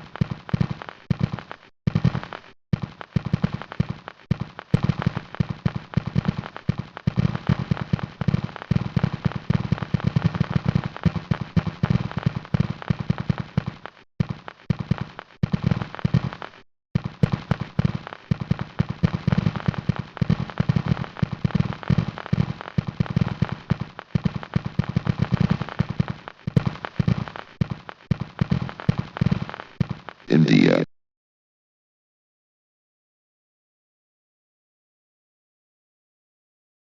3, 2, 1.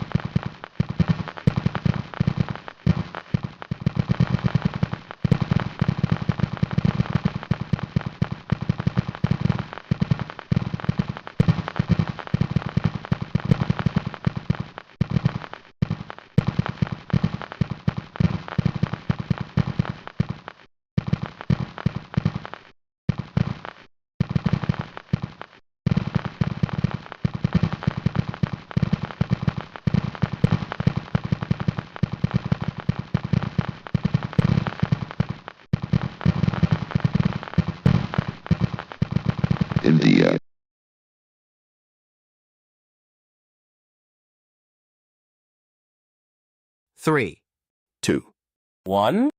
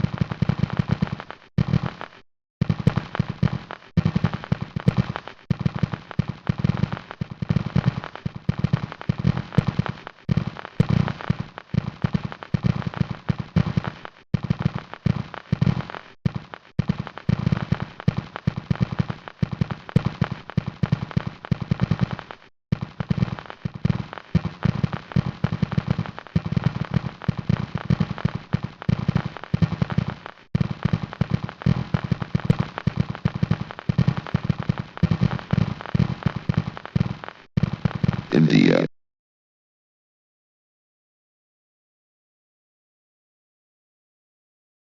3, 2, 1.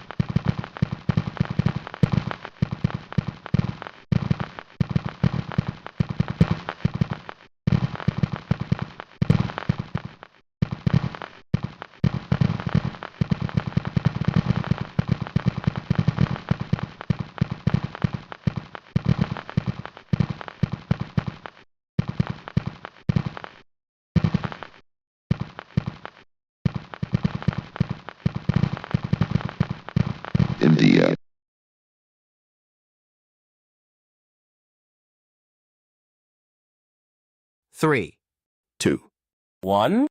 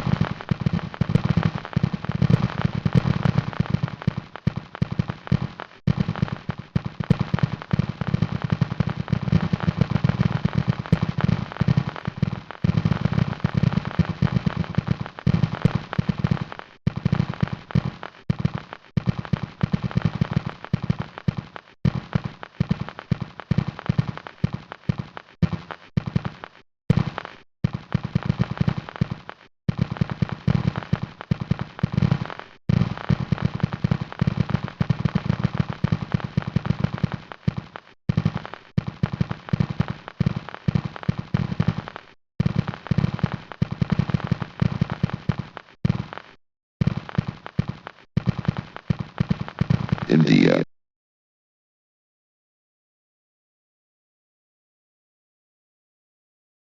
3, 2, 1.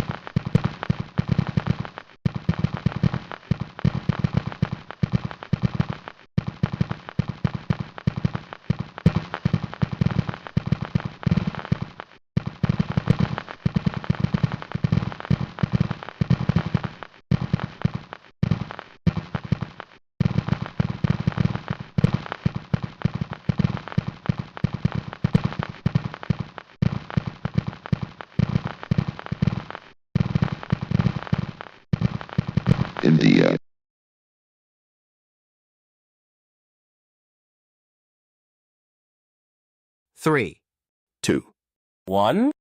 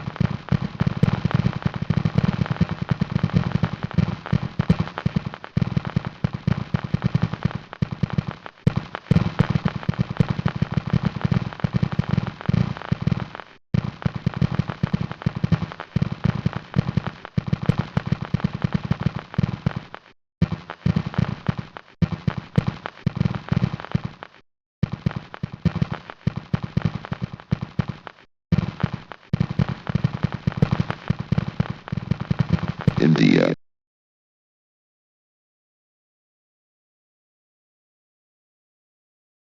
3, 2, 1.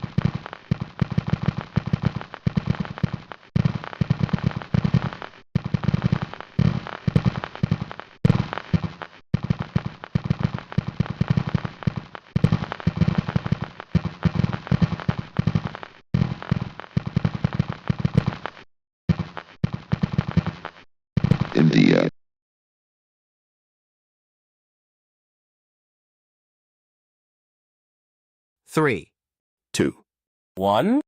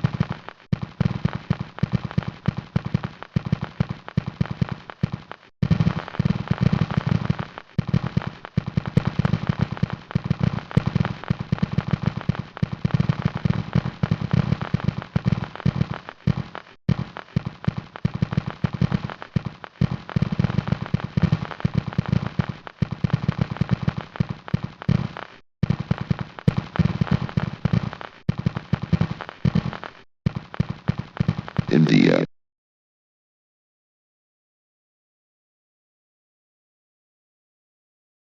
3, 2, 1.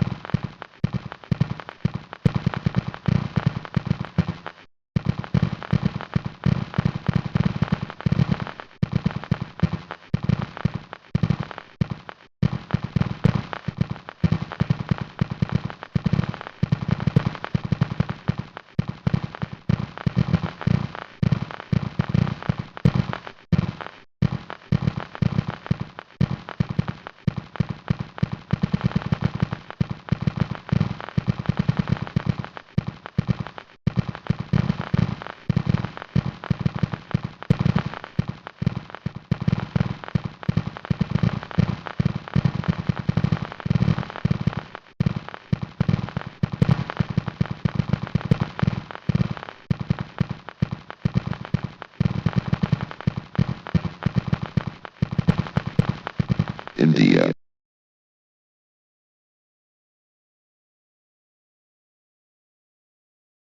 3, 2, 1.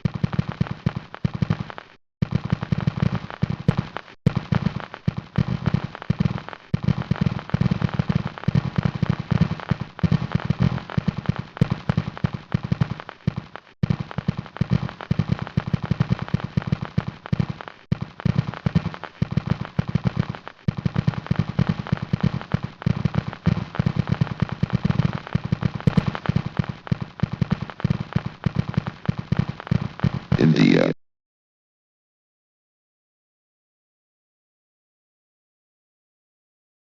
3, 2, 1.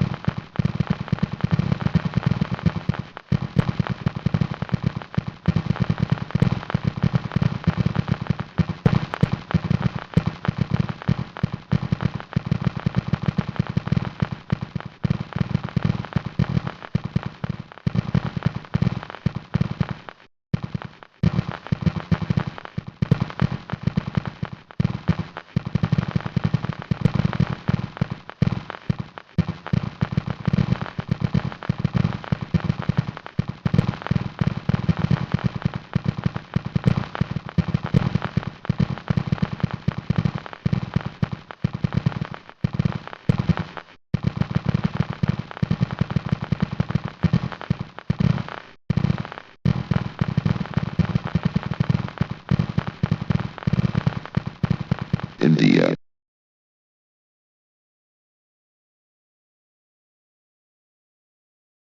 3, 2, 1.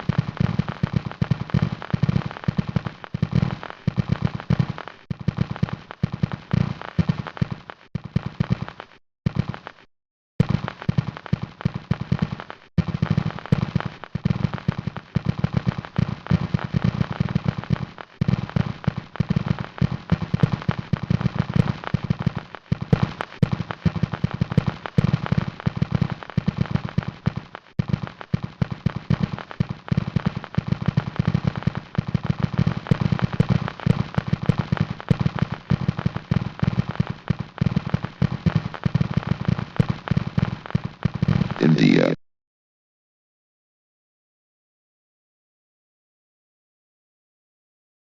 3, 2, 1.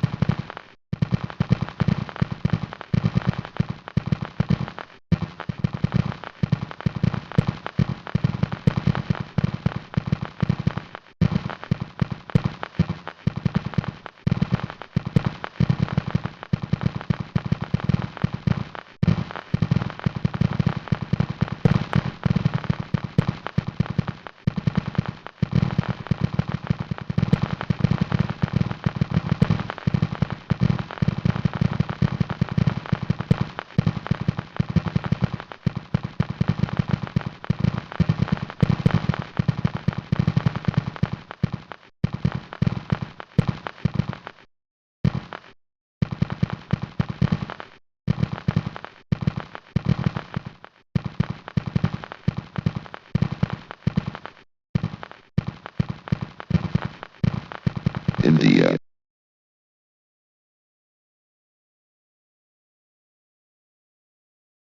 3, 2, 1.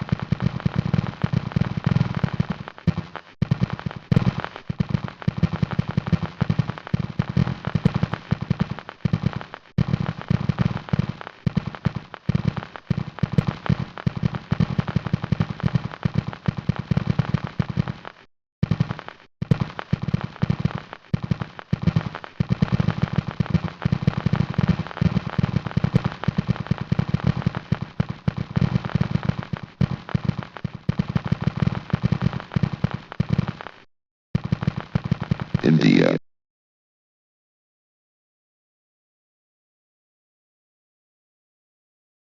3, 2, 1.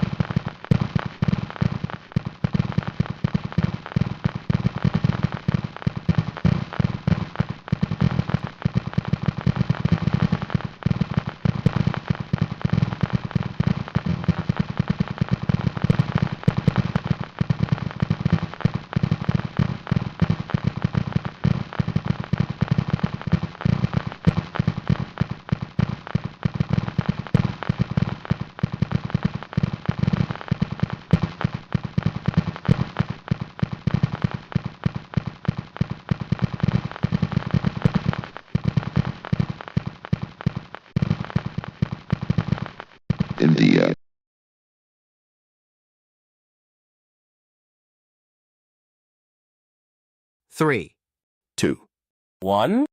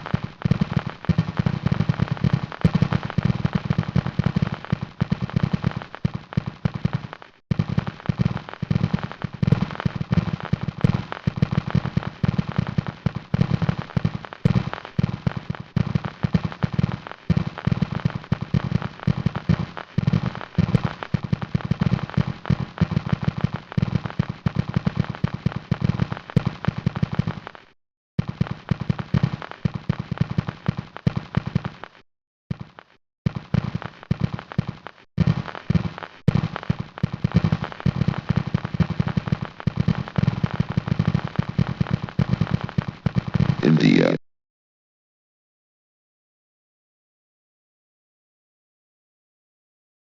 3, 2, 1.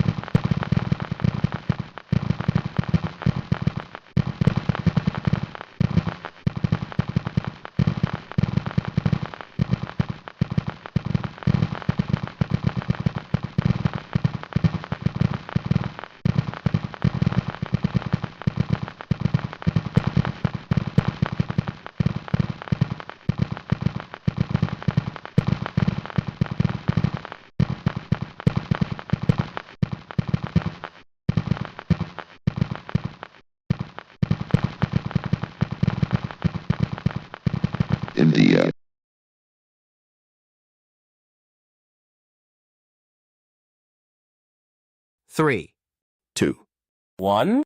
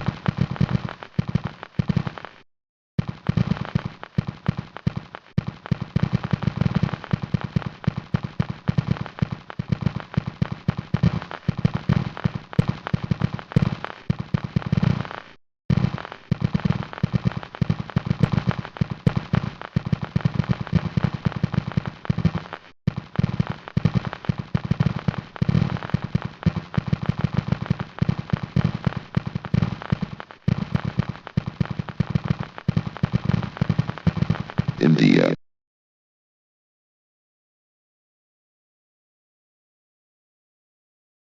3, 2, 1.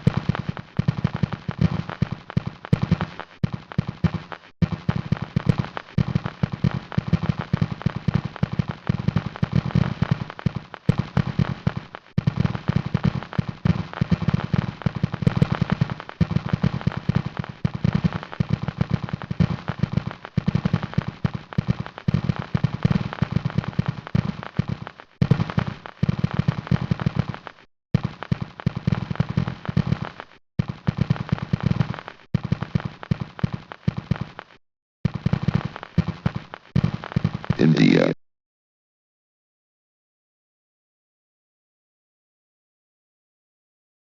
3, 2, 1.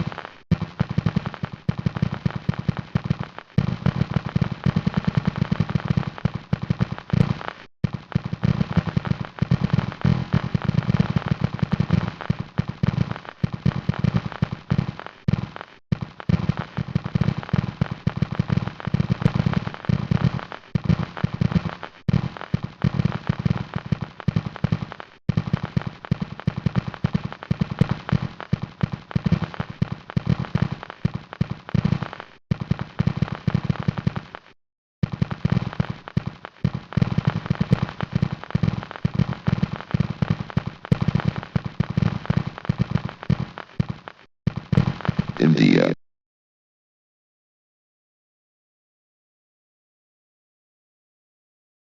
3, 2, 1.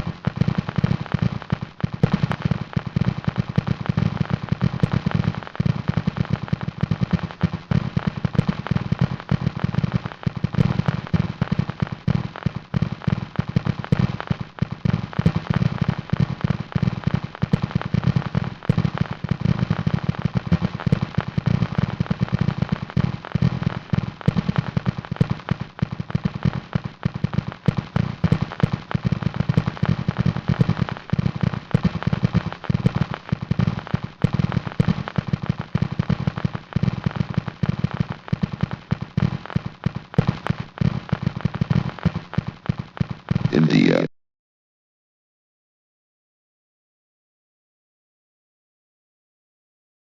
3, 2, 1.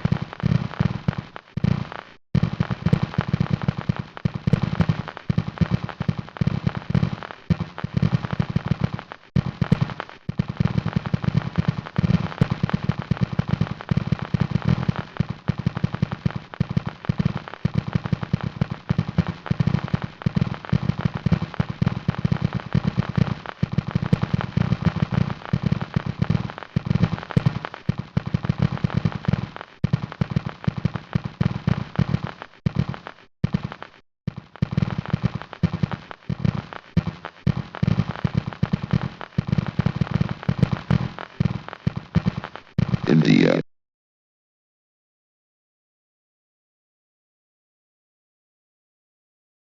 3, 2, 1.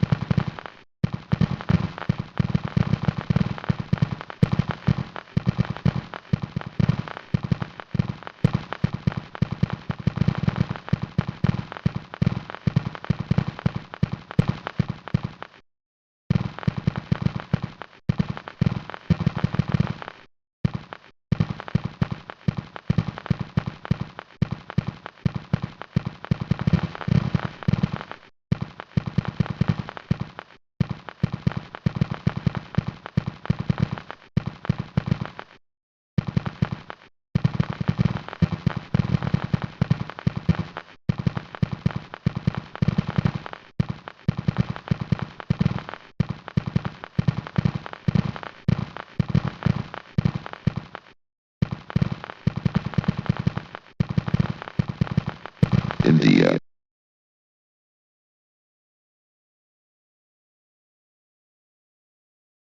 3, 2, 1.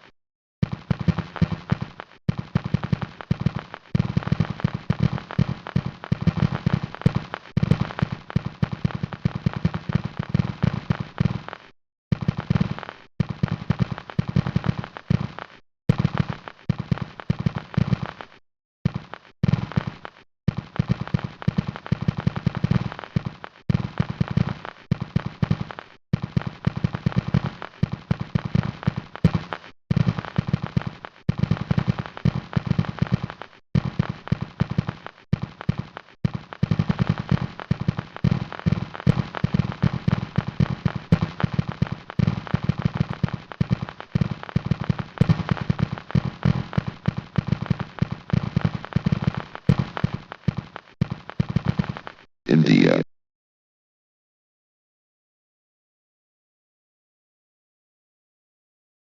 3, 2, 1.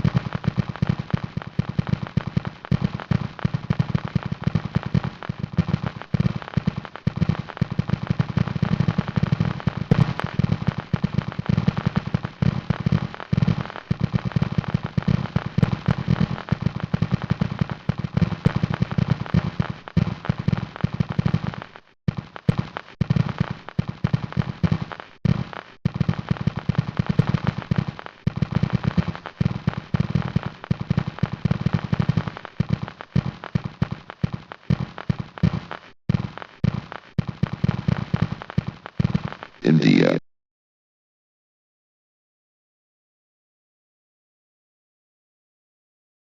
3, 2, 1.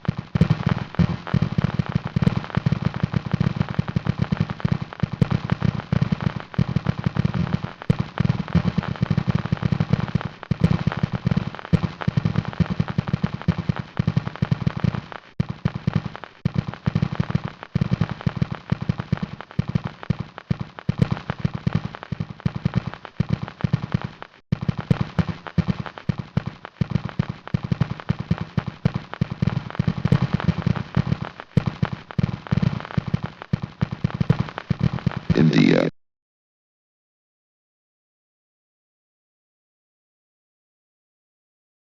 3, 2, 1.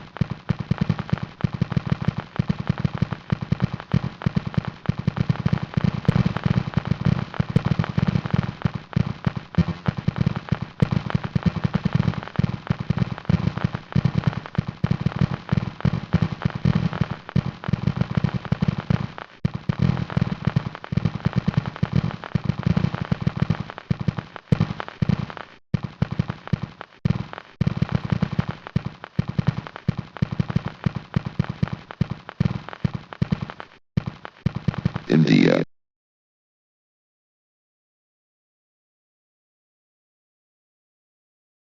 3, 2, 1.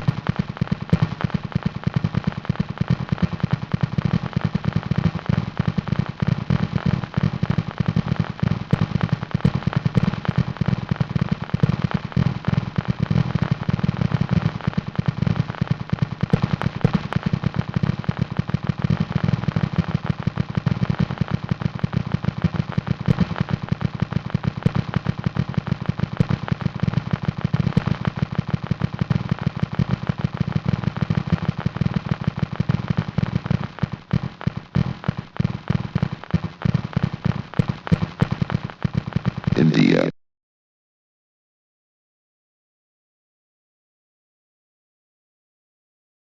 3, 2, 1.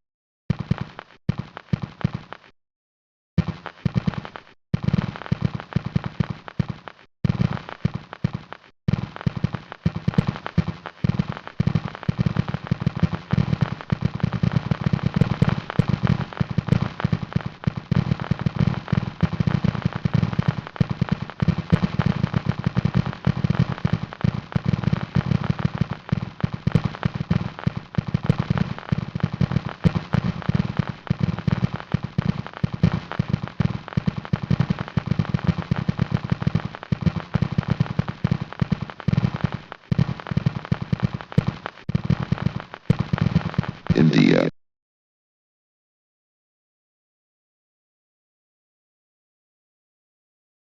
3, 2, 1.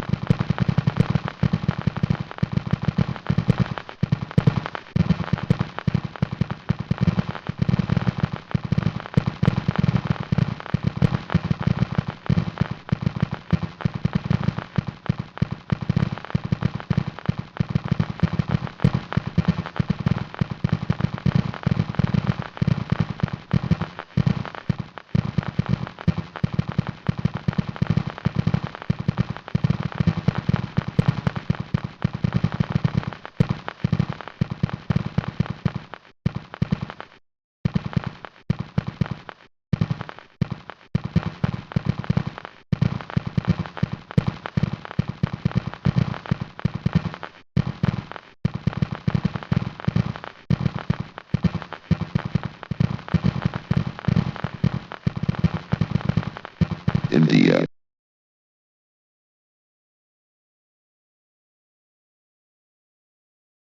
3, 2, 1.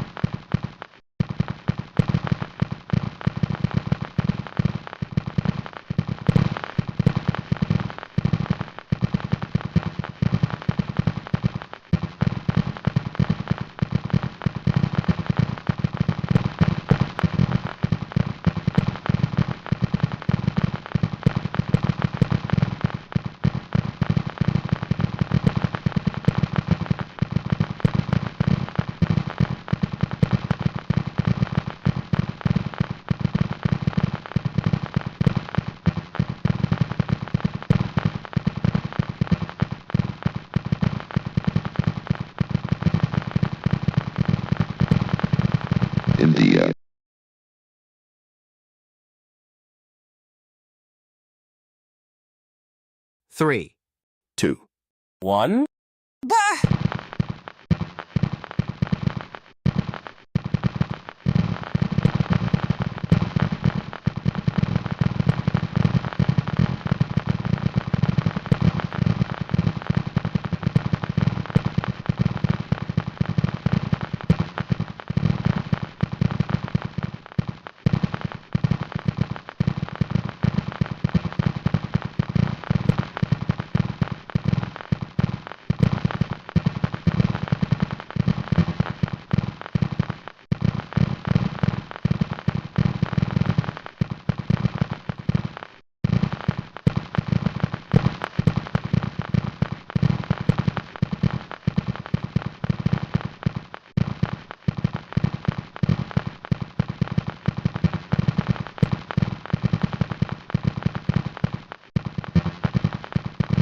India.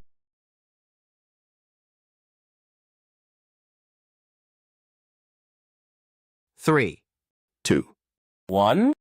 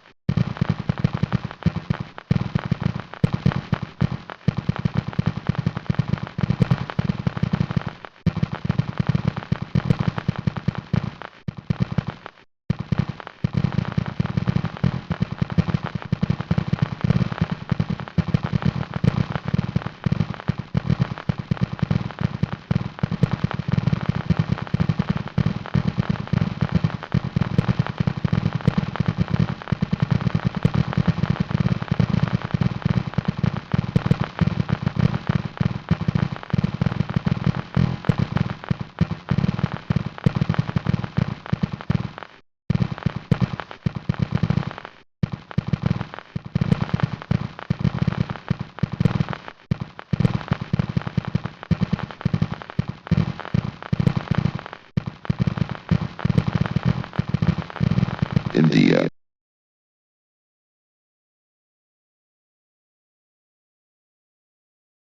3, 2, 1.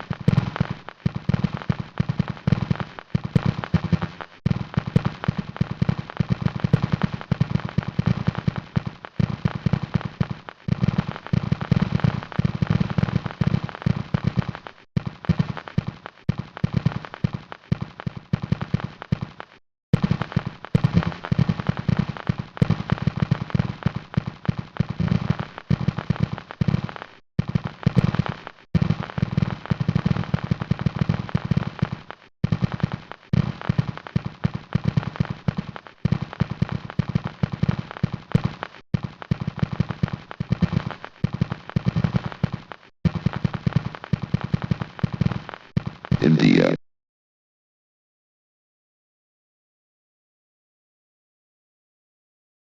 3, 2, 1.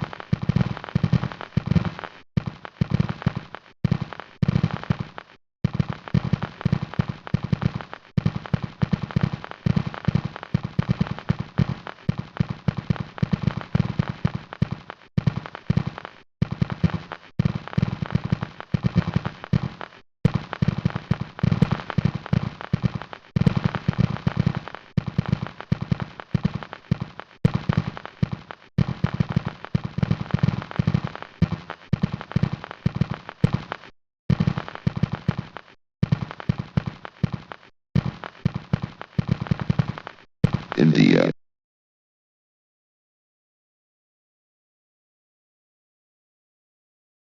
3, 2, 1.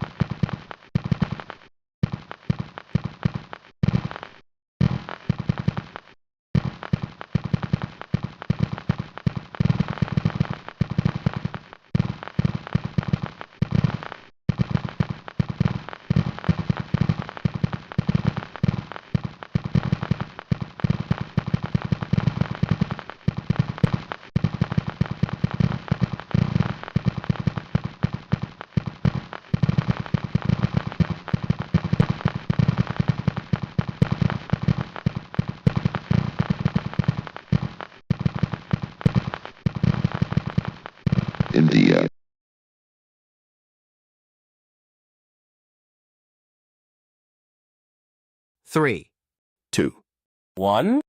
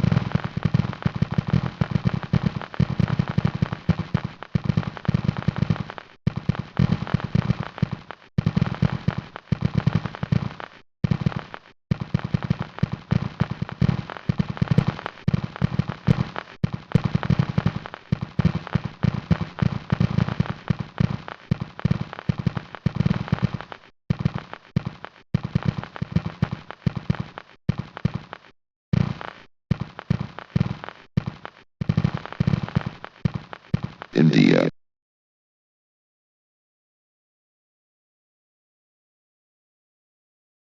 3, 2, 1.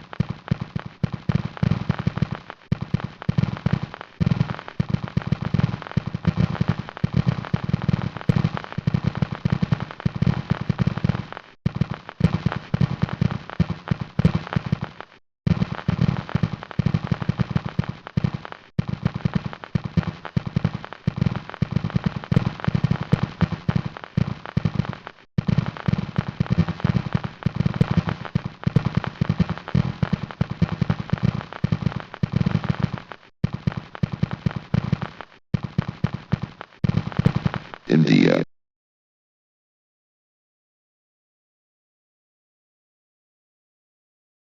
3, 2, 1.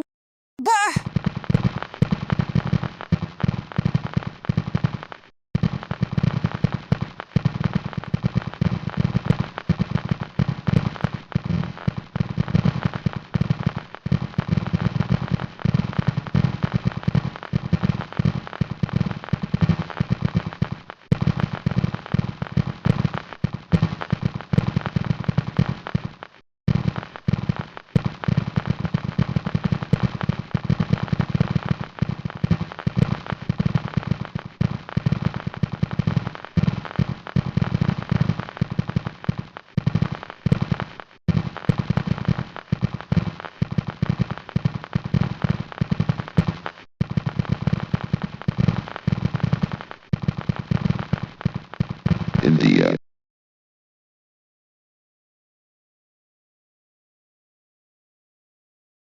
3, 2, 1.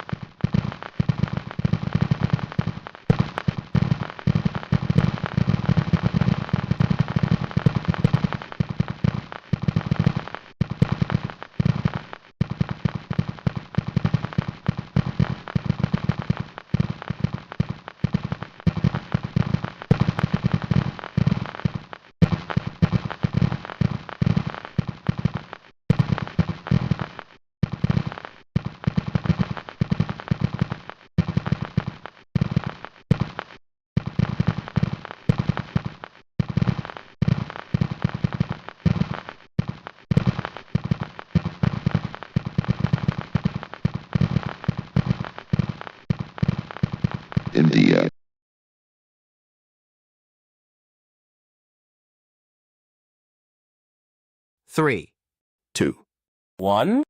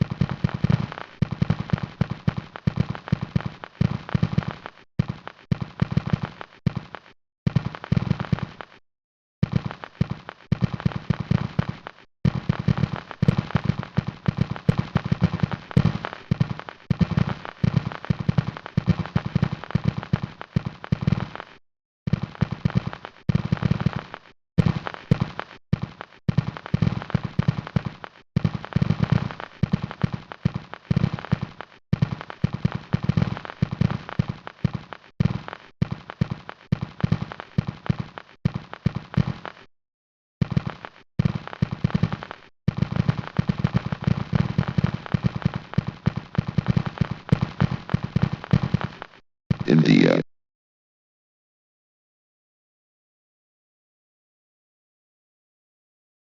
3, 2, 1.